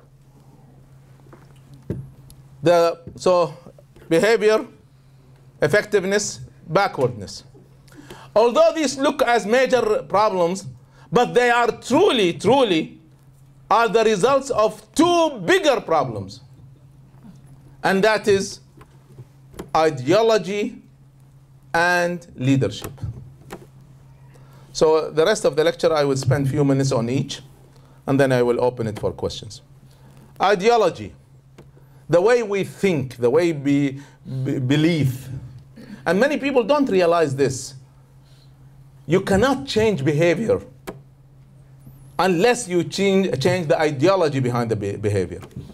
So many parents, when they try to change the behavior of their children, they use naive methods. You lure them or you threaten them. You do this, I'll give you this. You do this, I will punish you. Which is a very lousy way of teaching your children. Because you have not changed the ideology behind it. You are trying to change the behavior. No behavior will change long term unless you change the ideology behind it. So the effectiveness backwardness, and behavior will not change until you change the ideology that is behind it. And if you don't realize what is the ideology behind it, you will never change it. So let me share with you some of the things that are included in our ideology. Principles is a major part of ideology. Now when you ask any sheikh, any scholar, any alim, what are the major principles of our ideology? And they will say to you, maqasid al-sharia, which is good, which is a good answer. The goals of sharia. But that is wrong answer. It is not a correct answer. We have something higher than maqasid al-sharia. What is higher than maqasid al-sharia? What is the purpose of Islam itself? To make Muslims rule the world? To make Muslims act according to Islam? To make Muslims happy? No, that is not true. The number one goal of Sharia is to make humans happy in this earth and in the hereafter. That is why the Prophet ﷺ is said, Rahmatan lil Alamin. Rahmatan lil Alamin, mercy, not to Muslims, even to the jinn. This is the purpose. So if we work in Malaysia for the purpose of Muslims, we are wrong. We are absolutely wrong. We work here for the purpose of the beauty of Islam is realized when everyone is happy. At least in this life. See, I teach my students this. Say, what is the relationship between us and non-Muslims? See, many of our scholars, unfortunately, have taught us, and alhamdulillah, I was able to break away from that, is that we must call them to Islam. So why? So that if they embrace Islam, they go to heaven. Say, okay, and if they don't embrace Islam, they go to hell. So do you really want them to go to hell? Is that your purpose? You want them to go to hell? So let's think about it. Two non-Muslims. One I called, explained Islam, refused. He will go to hell. Another one I did not explain. At least he have a chance in the hereafter. صح? He might have a chance there. See, we have it all wrong.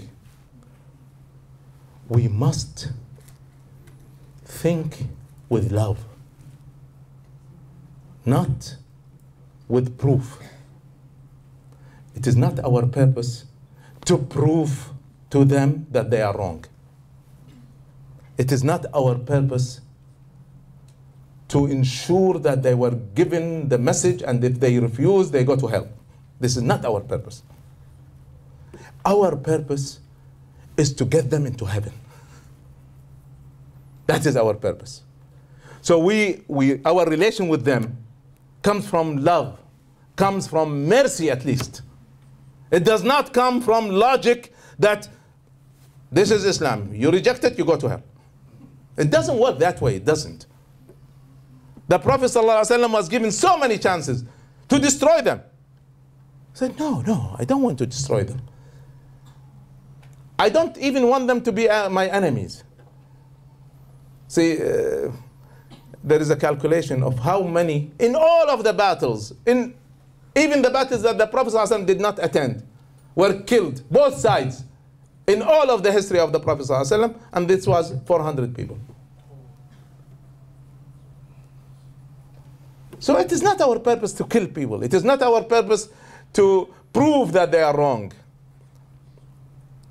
By the way, it is not even our purpose to prove that we are the best. See, I ask my students, and audience, I said, who among you, if you realize that there is something better than Islam, will leave Islam and go to that thing? Who would do that? If you believe you will do that, raise your hand. No one, huh? Huh? One? If you see something that is proven to you better than Islam, who is ready to leave Islam and go to that better thing? What is going on? What? No, if you believe, raise your hands. Come on, raise your hands. But there is nothing better. This is the immediate reaction is they don't raise their hands, except rarely, because immediately in their hearts, in their minds, there's nothing better. But that is exactly the reaction of a Christian and a Buddhist, right? So why do you blame them? Why do you blame them? The Prophet sallallahu alaihi wasallam, and go and check this, was making da'wah before Islam, especially at the period of Hajj, because many people will come to Mecca to Hajj. So he met with one of the wisest men in Arabia, most famous. His name is Suwaid ibn Samit. So he comes to Suwaid. Said, Suwaid, you are a wise man. Listen to me. I have some wisdom to share with you. Suwaid says, no. Whatever you have, I have something better. You laugh? This is exactly your reaction. This is exactly the reaction you just gave me a few minutes ago, huh? No, you don't have anything better. I am sure that we have the best. Isn't it exactly the same reaction? Think about what you just did, huh? What is the reaction of the Prophet ﷺ when he hears this? In Arabic, said, قال صلى الله عليه وسلم يا سويد اسمع مني. قال سويد لا حاجة لي فعندي خير مما ستقول. I have better with whatever you will say. What is the reaction of the Prophet ﷺ? He did not say, no, you could not have something better. You know what the Prophet ﷺ said? That should have been your answer, huh? If you follow him, sallallahu alaihi wasallam.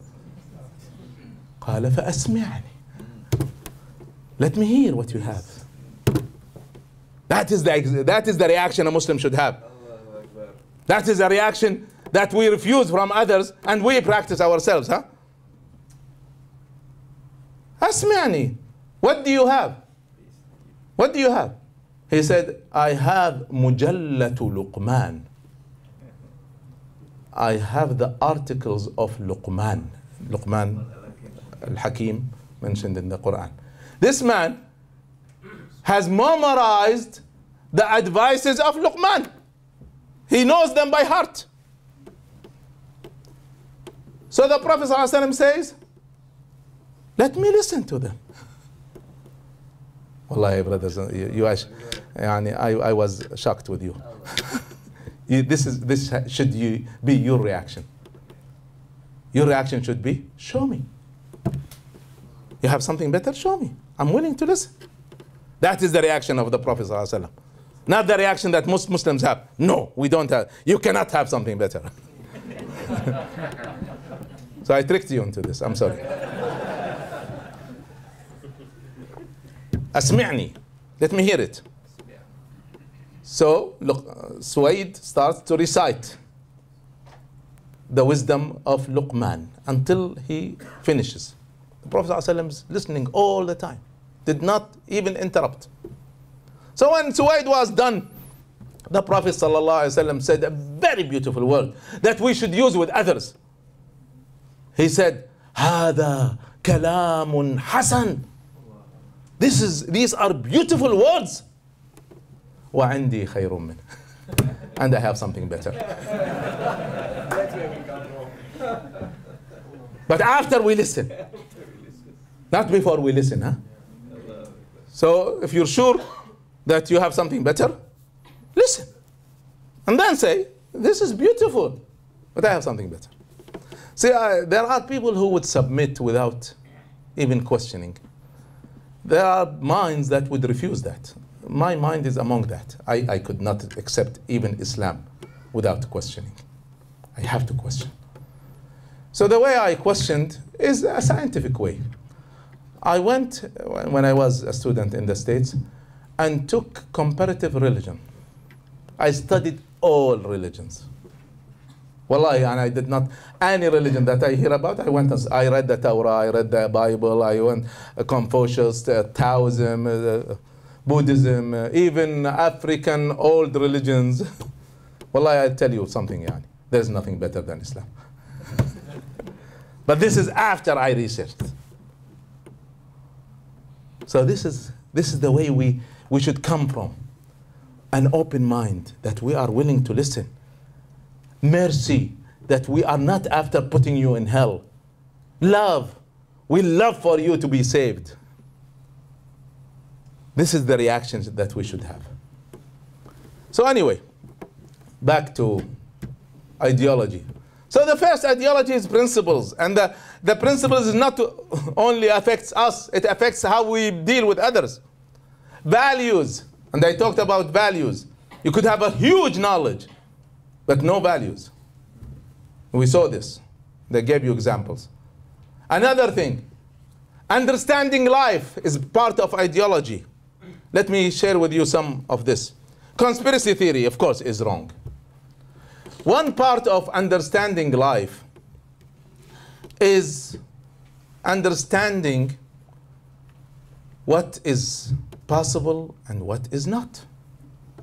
See, they teach that, they introduce me as a motivational speaker. I am never a motivational speaker. Wallahi, I hate to be called that. I don't talk motivation, I talk logic. I talk logic. See, I teach, for example, creativity. One day I heard a motivational speaker saying, if you trust in your abilities, then you become creative. And the way to do it is, when you go to bed, put your head on the pillow, you say to yourself, I am creative, I am creative, I am creative. Garbage, huh? This is garbage, huh? You don't become creative that way. That is motivational speaking. What was this reason? Shukran. Bismillah. So, back to understanding life. What is possible, what is not, is part of understanding life. Let me give you an example. Many motivational speakers will say, there is nothing called impossible. That's garbage. Wallahi, that's garbage, huh? Scientifically speaking, it's garbage. Logically speaking, it's garbage. Sharia speaking, it's garbage. Wallahi. There are things that are impossible, of course. So let's take a small example. Here in Malaysia, Muslims are a majority. Not a great majority, but a majority. Now, Muslims themselves are several parties. There is not one group that represents all Muslims. So, to win a majority in the parliament, you must have all the Muslims with you, which you don't. Or at least some of the Chinese with you. That is the only way to win majority. Either you have all Muslims with you, or some non-Muslims with you. Because as long as you are part of this construction, you must have a coalition. There's no, this is the only way to achieve Islamic goals. Otherwise, your understanding of life itself is wrong. Until we change the structure of Malaysia demographically or religious-wise, this is what is available. That is logic, huh? Anything else is motivational speaking. Wallahi, that's simple ideologies, huh? See, when the Prophet ﷺ went to Hudaybiyah, the conditions they put on Muslims, as you know, were harsh. They were harsh conditions. But the Prophet ﷺ still accepted, because he was looking at the long term. So you might accept some conditions because that is what's possible now. So it's not either everything now or nothing. It doesn't work that way. You have to think long term. Do you think that passed without opposition? Umar ibn al-Khattab opposed. And he moved all the Muslims with him, by the way. Until they all refused the order of the Prophet ﷺ.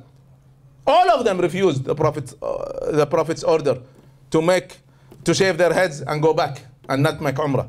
They refused. Until the Prophet ﷺ was so afraid that Allah will punish them. Go and read Al-Hudaybiyah, you'll see all of that. Umar ibn Khattab came to the Prophet ﷺ and said, and he came to Abu Bakr and said, aren't we Muslims? They said, yes. Aren't they kafir? He said, yes. Why should we submit to them? Go and read Hudaybiyah. Either all or nothing. That was not the practice of the Prophet ﷺ. So that is part of ideology. You think logically. There are things that are impossible. There are things that are impossible now. They might be possible in the future. Alliances, coalitions, etc. are not principles. Don't confuse things. They are not principles. They are tactics. So don't confuse tactics with principles. I have learned, after being in Shura for 45 years, that whenever you differ with a scholar or differ with an Islamic leader, they will not discuss it logically. They will immediately use, you are against Sharia, or you have no principles. Well, I'm talking seriously. I'm talking to my brothers and sisters and type. This, I have always faced that. Come on, ya akhi. This is not principles. This is not Sharia. These are tactics that the Prophet ﷺ even practiced them. Don't confuse things. So to them, everything is principles. Everything is Sharia. That doesn't work that way. That is an ideology that kept us backward. There is another misunderstanding of life, and that is everyone who is not with us is not a true Muslim, not a true believer, working for his own sake. Wallahi, wallahi, there are good people who are not Muslims. There are very good people who are not Muslims. And there are Muslims. I had so many experiences. I started 80 companies and organizations in my life. So I'm not talking theory. And many people cheated me. But only one person stole from me. Stole directly. And he was an imam of a masjid. His beard was this long, and he memorized the whole of the Quran. Stole $20,000 from me. So again, come on, yani. Wallahi, I assure you that everyone has some self-interest into it. Everyone. See, this is also in history of Islam itself. Who are the best Muslims? Who are the best of the Muslims? The Sahaba, companions. When the Prophet ﷺ conquered Hawazin in the Battle of Hunayn, many people don't imagine what happened. The gains were billions, not millions, billions. That's why he gave a full valley of goats, a full valley of camels. They were huge. So he gave. He gave Abu Sufyan, the leader of Mecca, he gave him 100 uqiyya, which is about a kilo, of gold, and 100 camels. And he gave that to the leaders of all the Arab tribes. Just imagine. At that time, that's a wealth. This is millions now. So he gave everyone, except Al-Ansar.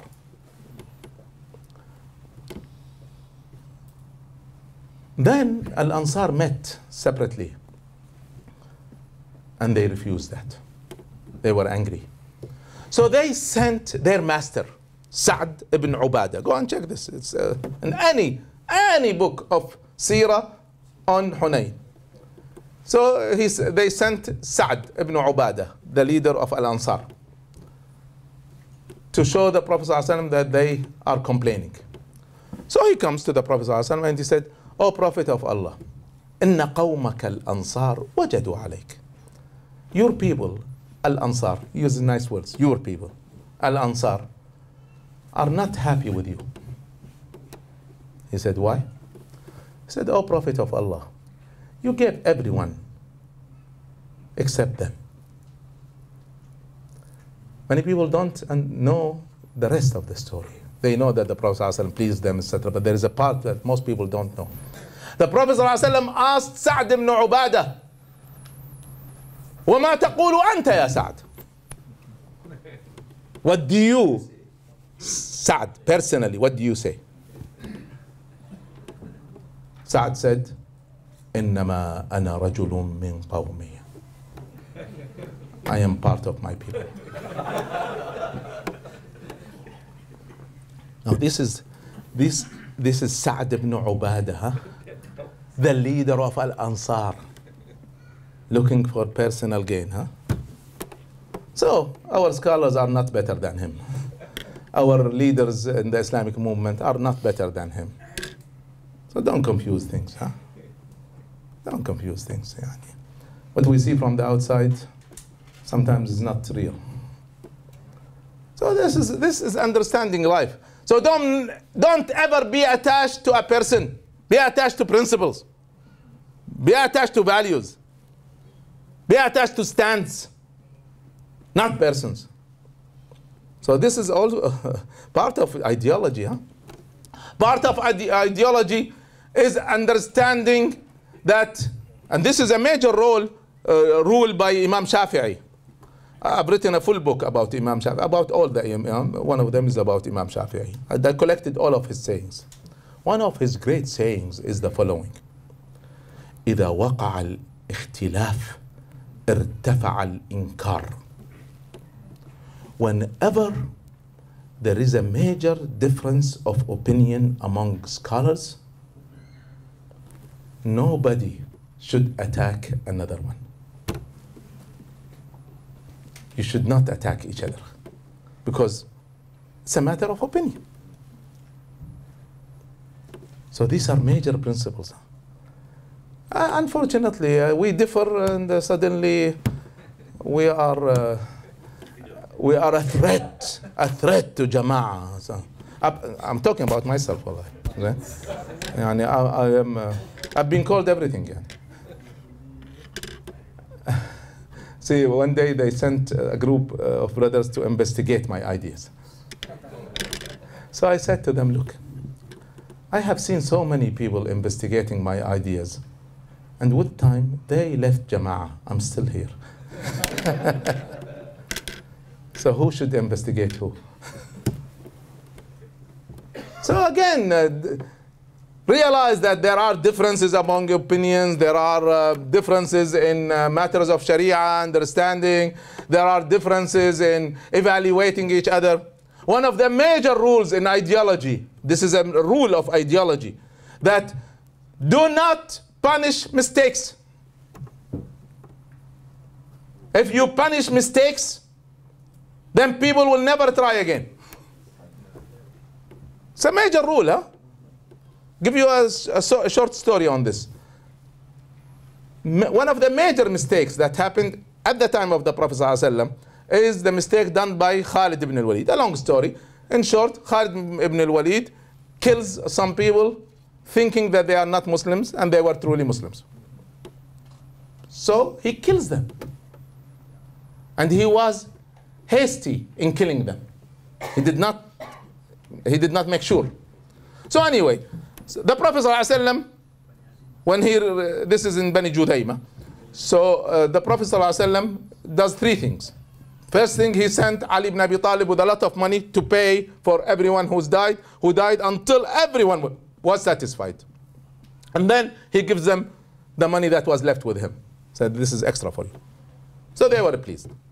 Second thing he did was to raise the hand of Khalid and says, Allahumma inni abra'u ilayka mimma fa'ala Khalid. Oh Allah, I do not accept what Khalid has done. So he refuses the mistake. But the third thing that he does, unfortunately, which we don't do in Islamic work, is that he did not punish Khalid. Khalid continues to lead other battles during the life of the Prophet ﷺ. And Khalid makes the same mistake again with Malik ibn Nuwayra at the time of Abu Bakr as-Siddiq. And Abu Bakr does exactly the same thing that the Prophet ﷺ does. He pays for them, refuses, declares that his refusal of this mistake, and does not punish Khalid. See, it's a matter of ideology. The Prophet ﷺ appoints Khalid ibn al-Walid and Amr ibn al-As to lead Muslim armies. In their armies were Abu Bakr and Umar. And that is only 4 months and 5 months after their Islam. I challenge any Islamic movement to follow the Sunnah in this. Who in the Islamic movement would let somebody who's new, not in the organization, in Islam itself, to lead? And to lead people like Abu Bakr and Umar. Sayyidina Umar ibn al-Khattab radiyallahu anhu appoints Ash-Shifa bint Abdullah. Go and check history. Ash-Shifa bint Abdullah to be the Minister of Trade. She was in charge of prices, of markets, of cheating. She punishes merchants. And he made a very clear rule that whatever Ash-Shifa rules, don't come to me. I would not turn over her rule. So what is more than that as a Minister of Trade? Sayyidah Aisha radiallahu anha leads the army against Al-Imam Ali. In her army are Talha and Az-Zubayr, among the 10 granted heavens. Where is that in our Islamic movement today? We follow Sunnah in the small issues, huh? Major principles of ideology, we refuse because we were not trained that way. Our scholars don't approve of that. Come on, what? Who rules our ideology? Our scholars or the Prophet ﷺ? It's very clear, huh? I will not accept any ruling of any scholar if it differs with these proven stories that happened in the time of the Prophet ﷺ and the Khulafa al-Rashidin, etc., etc., etc. Lastly, leadership. Leadership. In short, there is something called bad leadership. And this is a science today. And if you want to read a book on this, it's called Bad Leadership, written by Barbara Kellerman, the head of Leadership Research Center in Harvard. Very beautifully written scientific book. In short, there are 3 kinds of bad leaders. Many people confuse that, huh? 3 kinds of bad leaders. Number 1, those who have bad goals are bad leaders. Secondly, those who have bad ethics are bad leaders. But the third kind, which unfortunately we have a lot of them in the Islamic work, let me be franker in my words, because I have trained most of the leaders of the Islamic work, from Morocco to Hamas to everywhere. Most of them fit in the third criteria. The third kind of bad leaders are those with good ethics, good goals, good intentions, good knowledge, but are incompetent. So it is not enough to have good intentions, good goals, good behavior, good knowledge. It's not enough. Give you a clear example and I'll finish with this. Sayyidina Abu Dharr radiallahu anhu. Abu Dharr, the fifth man to embrace Islam. Fifth man. There are, of course, 4 men before him, and there are women and children before him. But men-wise, he was the fifth one. Sayyidina Abu Dharr radiallahu anhu. So, seniority speaking, rarely you will find anyone better than him. Umar bin Khattab was after that. Many were after Uthman, Talha, Zubair, all after him, by the way. Khalid bin Walid, of course, Amr ibn al-As, 21 years later. They led, he did not. Sayyidina Abu Dharr radiallahu anhu. Don't confuse, huh? Don't confuse leadership with seniority. How many years you have been with us. It has nothing to do with leadership, huh? Abu Dharr, number 5. Never led, nothing. Not even collecting zakah, nothing. While Khalid and Amr, 21 years later, and they led. So don't confuse leadership with seniority. Don't confuse leadership with knowledge. A scholar has a PhD, etc., whether in Islamic issues or not, it doesn't matter. This is knowledge, this is not leadership. Sayyidina Ali says about Sayyidina Abu Dharr, Abu Dharr, wi'a'un imtala ilma. Abu Dharr, this is the description of Ali radiallahu anhu. Abu Dharr is a pot full of knowledge. And he never led. While Khalid ibn al-Walid had no knowledge. Wallahi, yani, I'm not laughing. No knowledge. Yani. When he leads the prayer, he reads the short surahs and make mistakes. Wallahi, this is, go and read. Huh? Yani, he had huge trouble with قُلْ يَا أَيُّهَا الْكَافِرُونَ because it had repetitions and he doesn't know how to do it. This is proven, huh? But he led so many times. Abu Dharr never led. Don't confuse leadership with taqwa. Al-Imam Ahmad was asked, should we follow a leader that had little taqwa or fajr? Fajr meaning fasiq, but strong.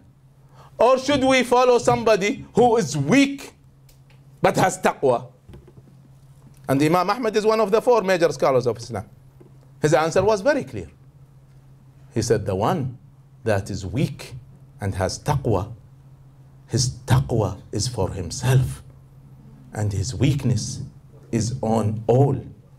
While the one who is fasiq, his fisq is on himself, while his strength is for all. Follow the one that is fasiq but strong. So this is ideology, huh? That is how you lead. So ideology comes into leadership. Don't confuse leadership with age. Abu Dharr radiallahu anhu was one of the eldest companions, while Khalid ibn al-Walid and Amr ibn al-As were very young when they became Muslims.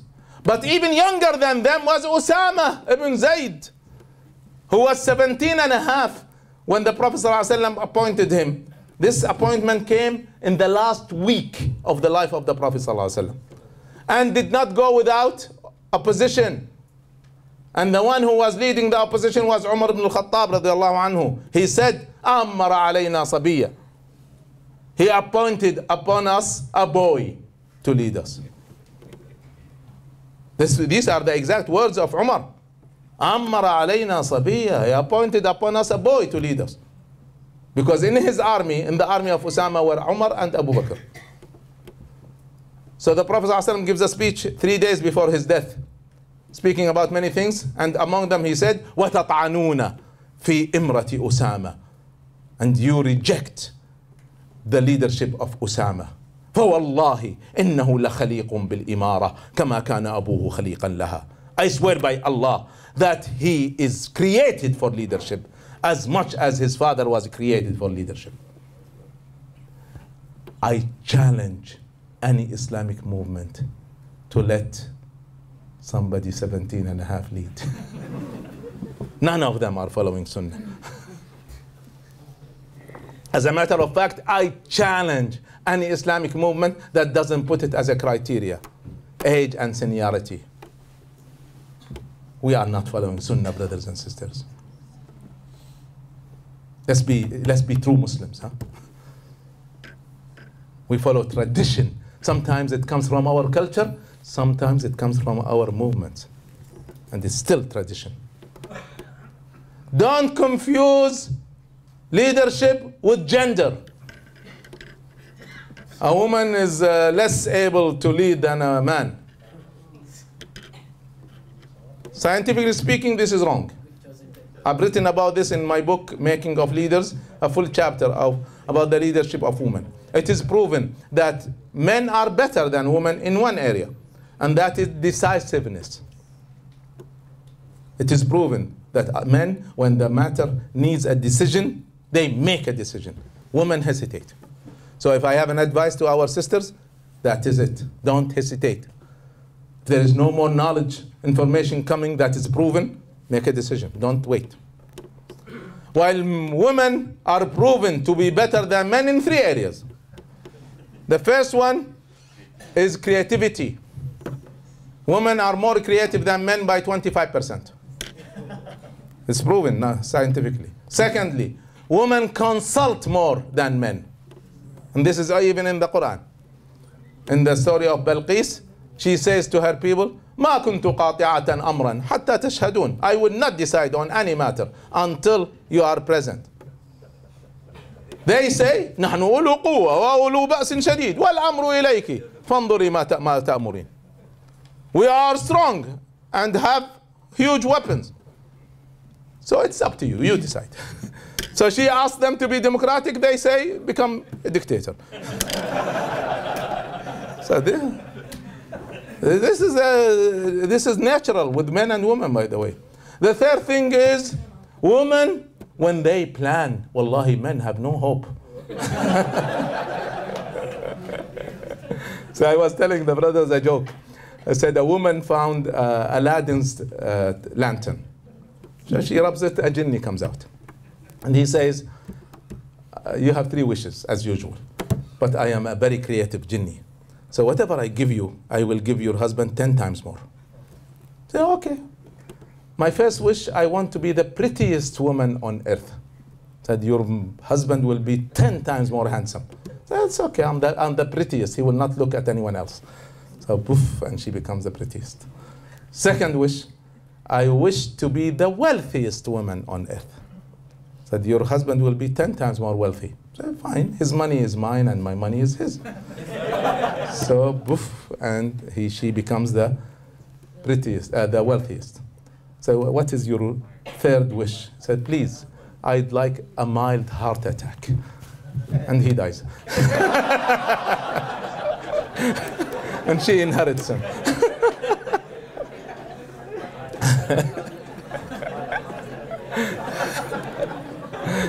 So when women plan, Allah, you have no hope. But the problem is that they don't plan enough. They are busy with small things. Of course, I know the hadith, لَنْ يُفْلِحَ قَوْمٌ وَلَّوْ أَمْرَهُمْ إِمْرَأَةً.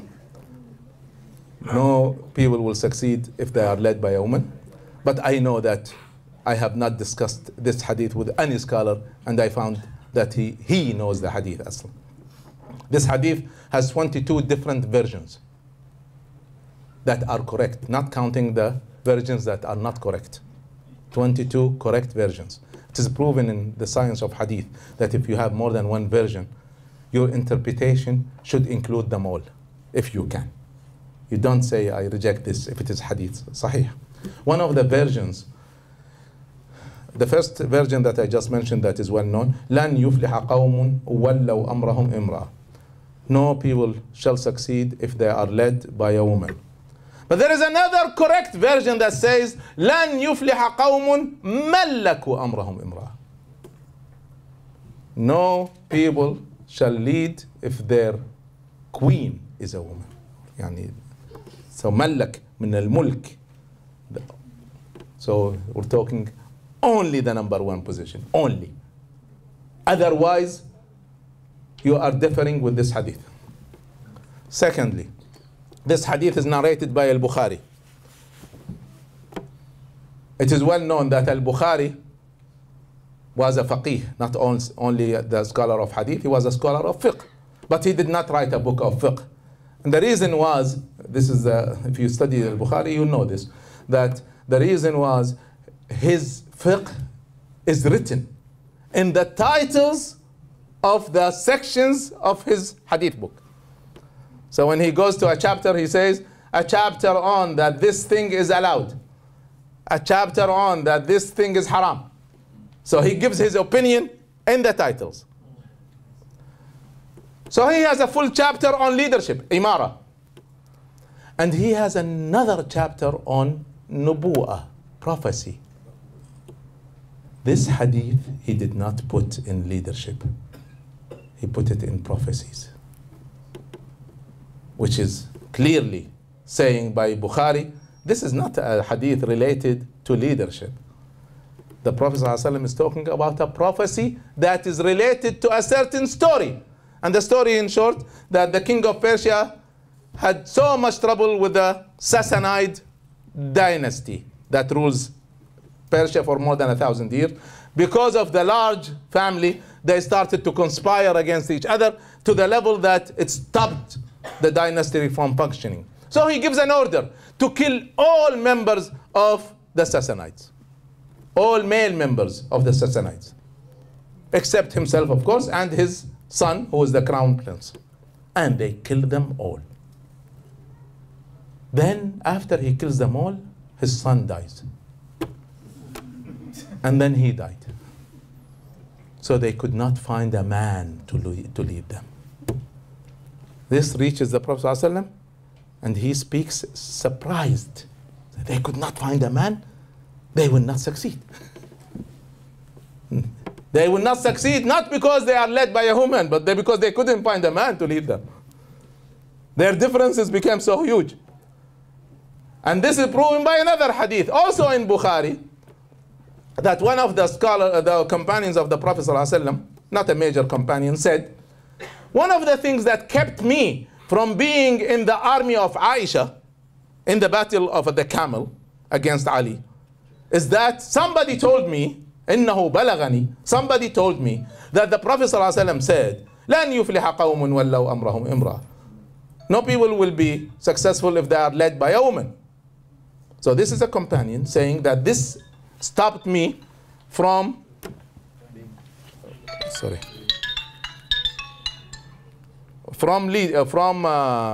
being with Aisha. So it says very clear that the other army that is fighting Imam Ali was led by Aisha. And by the way, this is proven by history. There's no question that the leader was Aisha. There's no quarrel among scholars that she was the leader. So this companion understood, like our scholars understood, that a woman cannot lead. But her army included major scholars. Talha, Al-Zubayr, Abdullah ibn Zubayr. Abdullah was called one of the fourth Abadila. Four major scholars of Islam at this time, all named Abdullah. And they all agreed that to be led by a woman. So this is not a major scholar. This is his opinion, that he has heard somebody telling him that, while the major scholars accepted. Also, Al-Imam Ali himself, who is again another major scholar, and knows this hadith, did not use it against the other army. So, in short, there is a difference of opinion among the scholars on this issue. And we mentioned that Al-Imam Shafi'i said that if there is a difference among opinion and opinion on a ruling, nobody should attack another one, because all are accepted. So this boils down to this.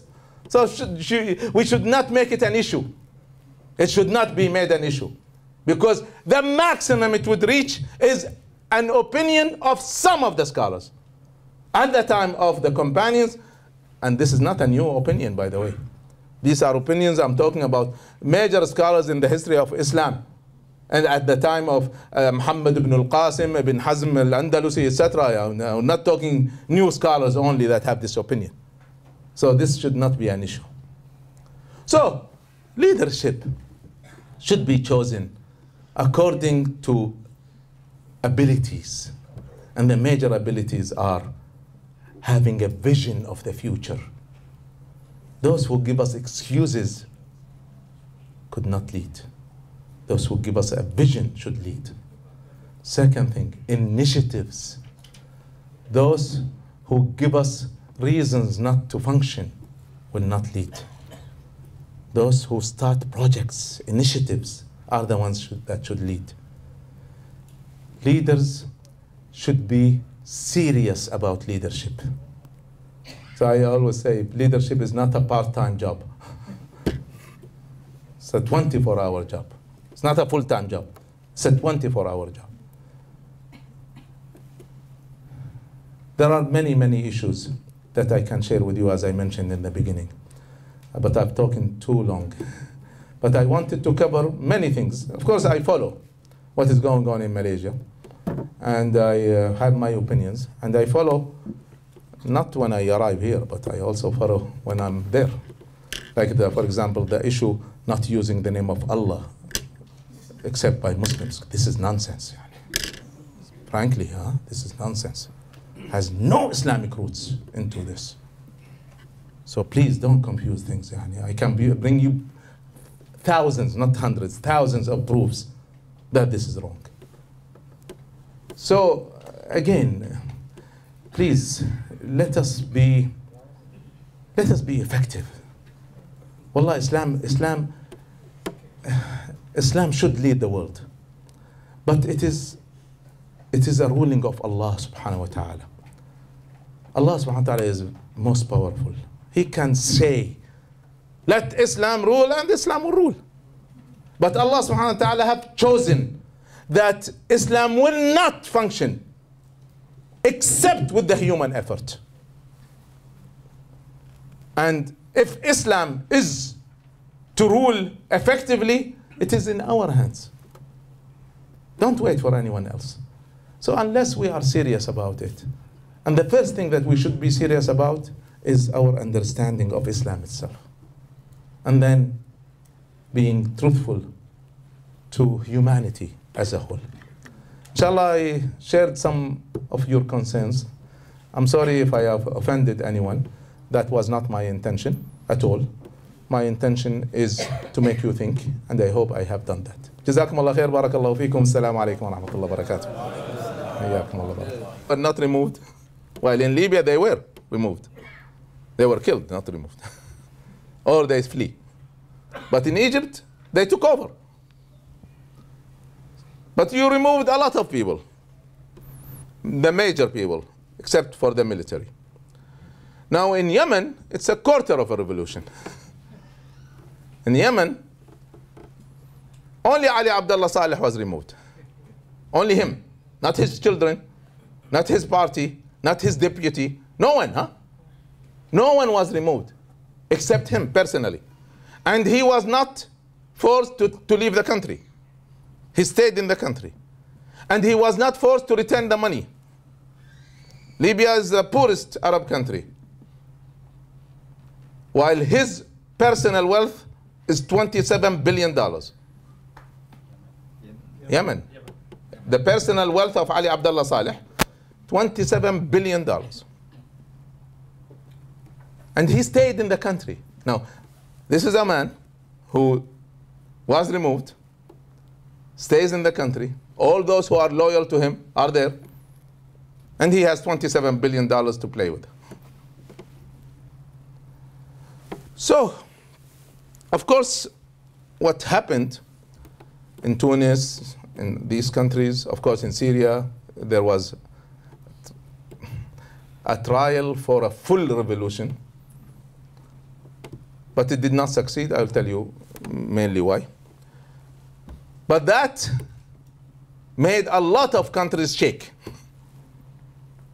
especially in the Gulf. They started to shake. They were, their chairs started to have an earthquake. So, two kings moved quickly and made major changes. The king of Morocco and the Sultan of Oman. They moved very quickly. So they gave more power to the people. They gave more wealth to the people. They changed the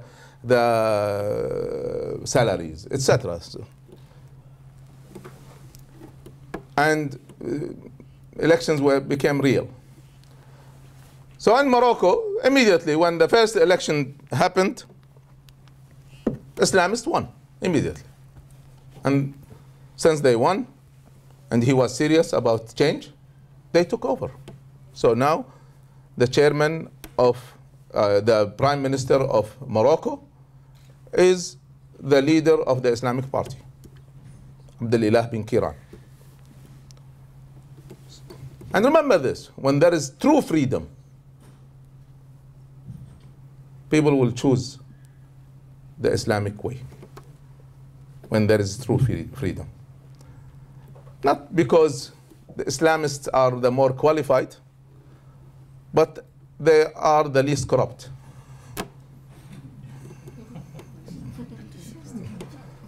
Which is unfortunate, and it's not a very good reason. But this is the truth. So most of our leaders are not qualified.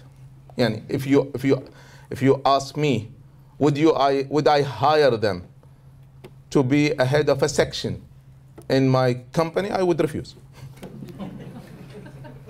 I would refuse Hosni Mubarak, and I would refuse Sisi, and I would refuse most of the Islamic leaders.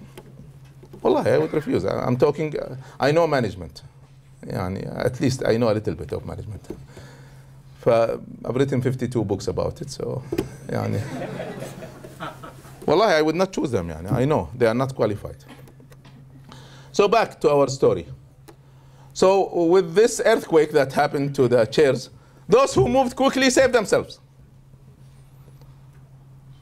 So there was some movement in Morocco, some movement in Oman, but it quieted down because people are not for instability. They are not for revenge. People want better lives, better freedom, more honor. You give them that, they will calm down. So they calm down. While say in Libya, many people, by the way, think that these revolutions are linked to the CIA or a conspiracy theory.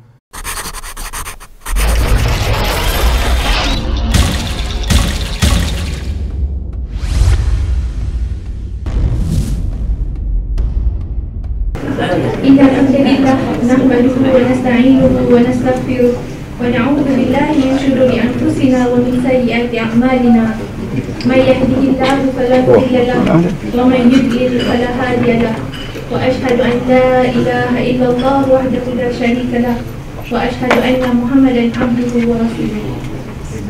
We begin first and foremost by thanking and praising Allah subhanahu wa ta'ala. We praise Him, we thank Him, and we seek His forgiveness. We also seek refuge in Him from the evil of our own souls and the consequences of our bad deeds. And we know that whomsoever Allah guides, no one can misguide, and whomsoever Allah misguides, no one can guide.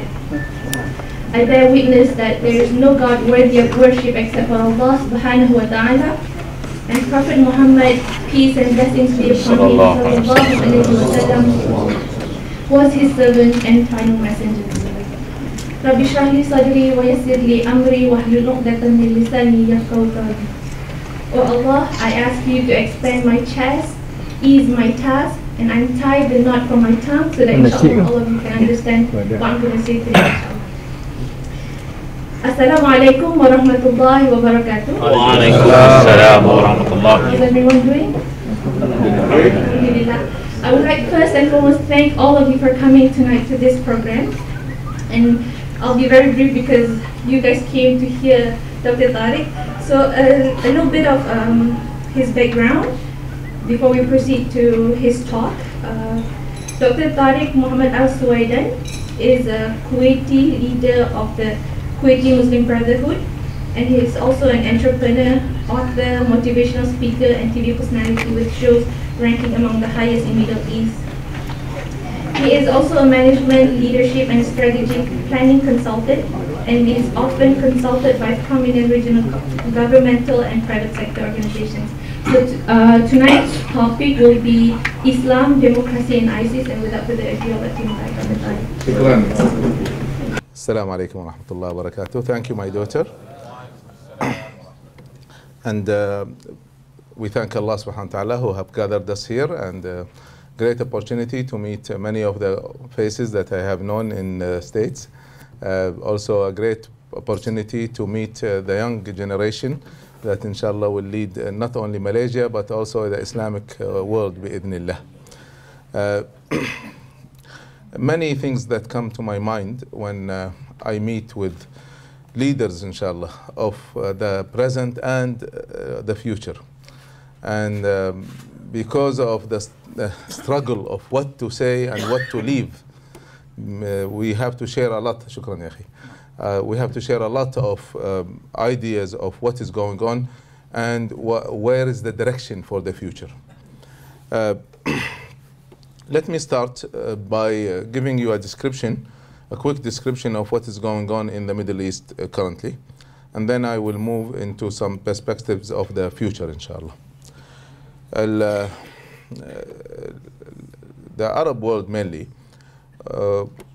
was and still mostly is under dictators.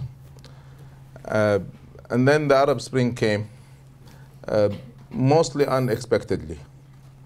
But it is the new generation that has not been raised at the times of the colonialists. Many people don't realize this. After the collapse of the Ottoman Empire, the Muslim world, the Arab world mainly, was occupied. And these occupiers, when they were forced to leave, they left behind them puppet governments. And these puppet governments, with time, became dictators of the first kind. They were raised by the colonists, they were trained by them, and their loyalty is to them. So they got also the support of these Western powers, mostly. A new generation comes that was not raised by the colonists. And this, to link it to history, let's go back early on. I became a member of Shura by mistake. And continued since then. And I have trained most of the leaders, not only in Kuwait, all over. And I've trained most of the leaders in the governments, private sector, etc. So I would like to share with you some of the things I have learned after training more than 60,000. Islamists and non-Islamists.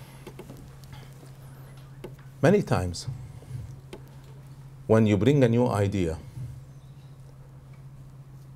there are general reactions to the new idea. One of the major reaction to a new idea is that those who are in the leadership at that time and those who are your peers will refuse it. It is the next generation that believes in it. And by the way, this is also in science. not only in change. Even in science, you see this. So, a new generation of young men and women come. They present new ideas. The old generation would not accept it. Of course, there are exceptions, but I'm talking in general. Alhamdulillah, the change is successful, but many people don't realize that we had three kinds of revolutions, not one kind. And this is I've written several times since about 2 years ago, and continue to emphasize this, that we have to realize what's going on. There are three kinds of revolutions that happened in the Arab world. The first kind I call a full revolution. The second kind I call half a revolution. And the third one is a quarter of a revolution. Wallahi. And let me explain what I mean by that. A full revolution, when you change not only the first person, but the whole team that works for the first person. This happened only in Libya, where a full change happened. And of course, 100,000 had to die to do that. Wallahi, 100,000 died in that cause. Full war, destroyed Libya. But Libya anyway, it had nothing.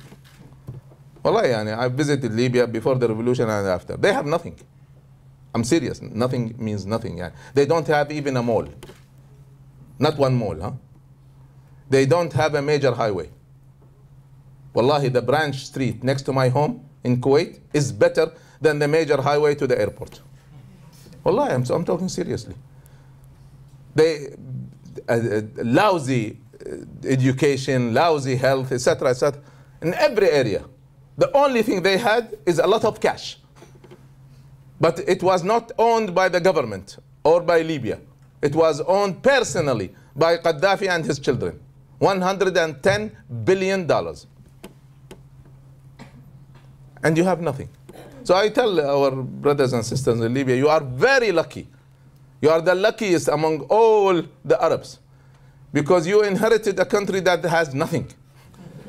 And you can start fresh from zero. The others have to fix what's going on. You don't have to fix because you don't have anything. Wallahi, serious. You laugh. Wallahi, I'm talking seriously. Wallahi, they have nothing. I have not seen a country in the whole world worse than Libya except Yemen.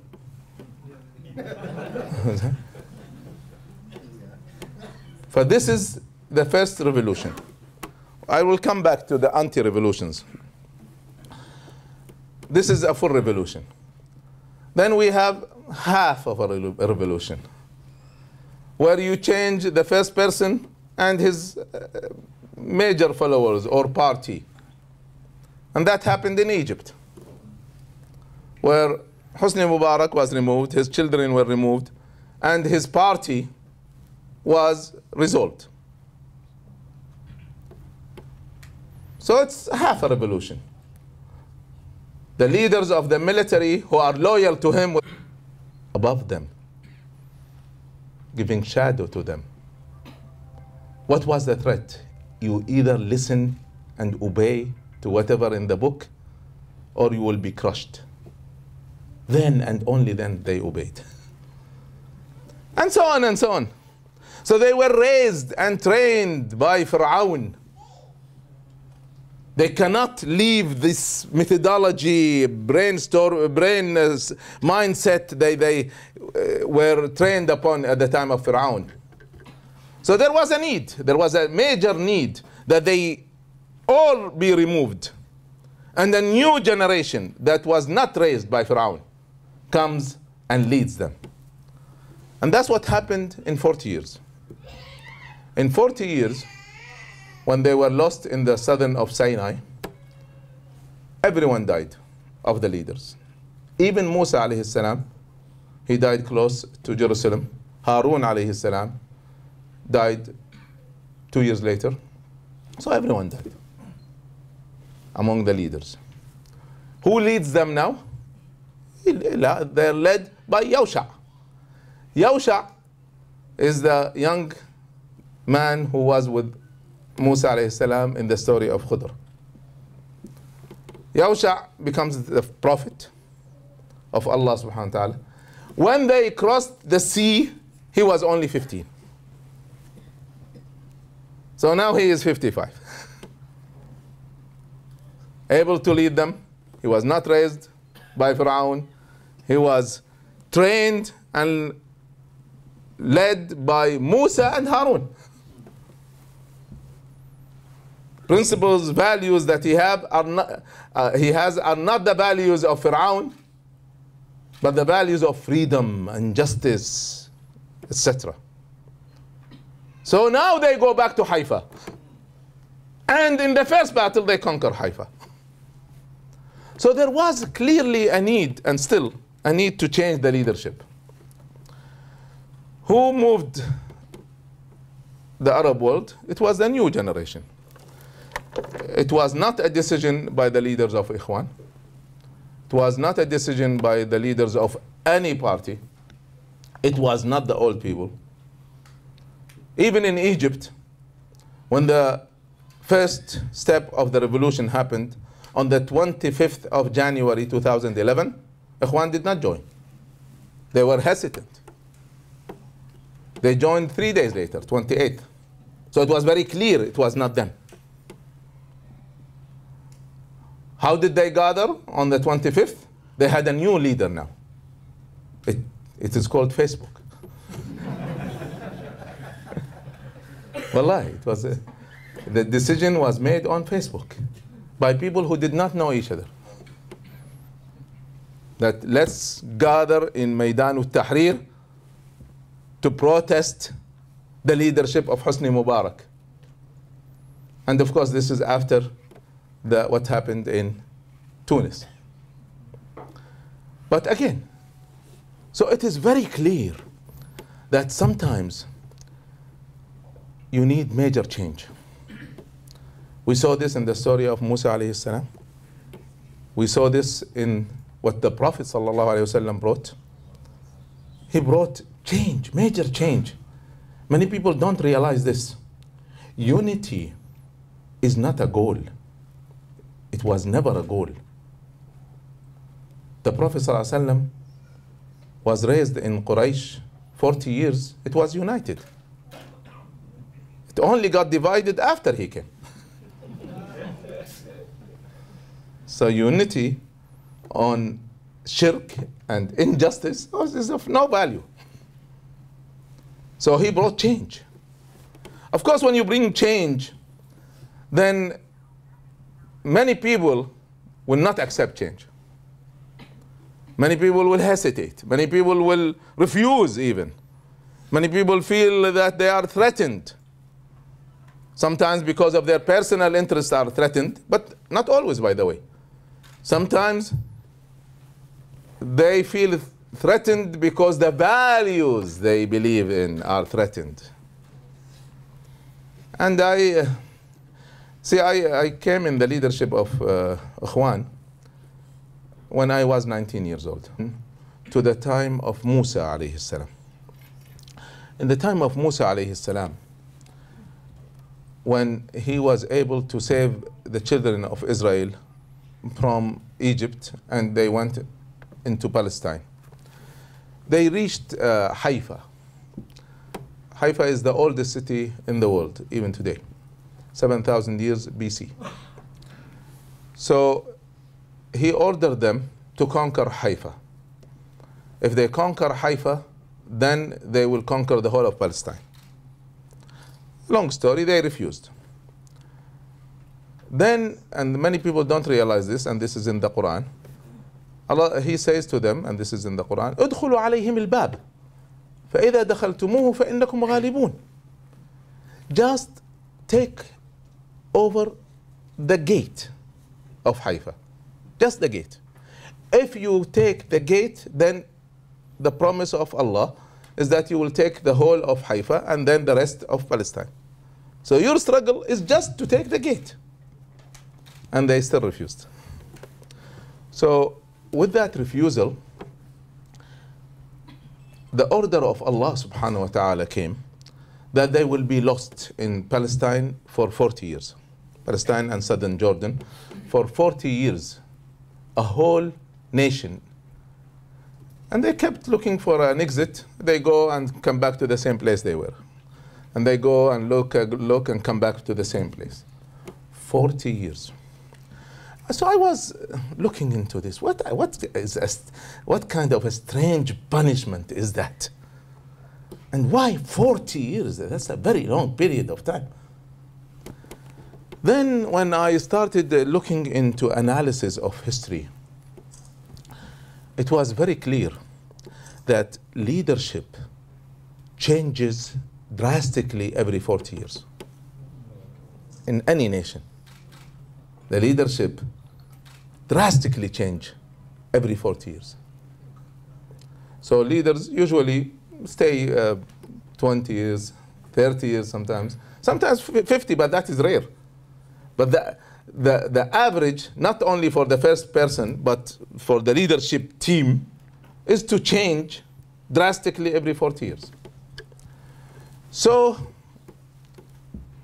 the purpose of this loss is not a punishment.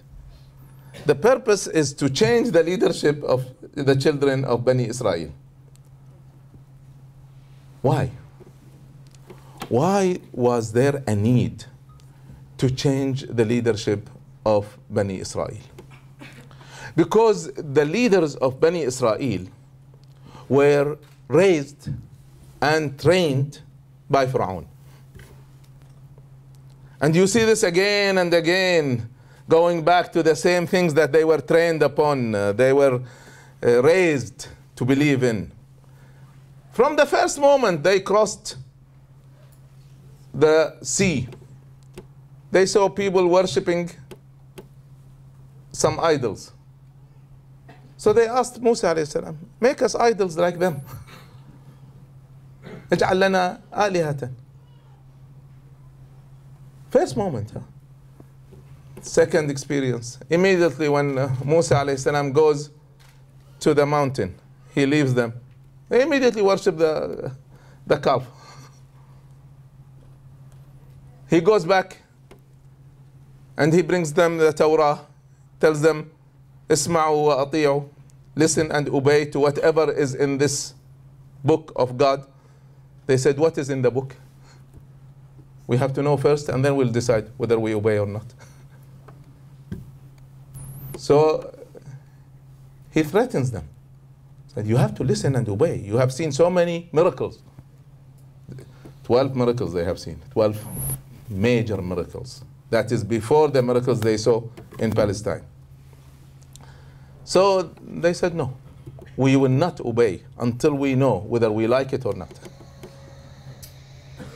So in that case, another miracle comes. And this is also in the Quran. A full mountain flies into the sky and goes on top of their heads like a shadow, shadowing them. وَإِذْ نَتَقْنَا الْجَبَلَ فَوْقَهُمْ كَأَنَّهُ ظُلَّةٌ. We have raised the mountain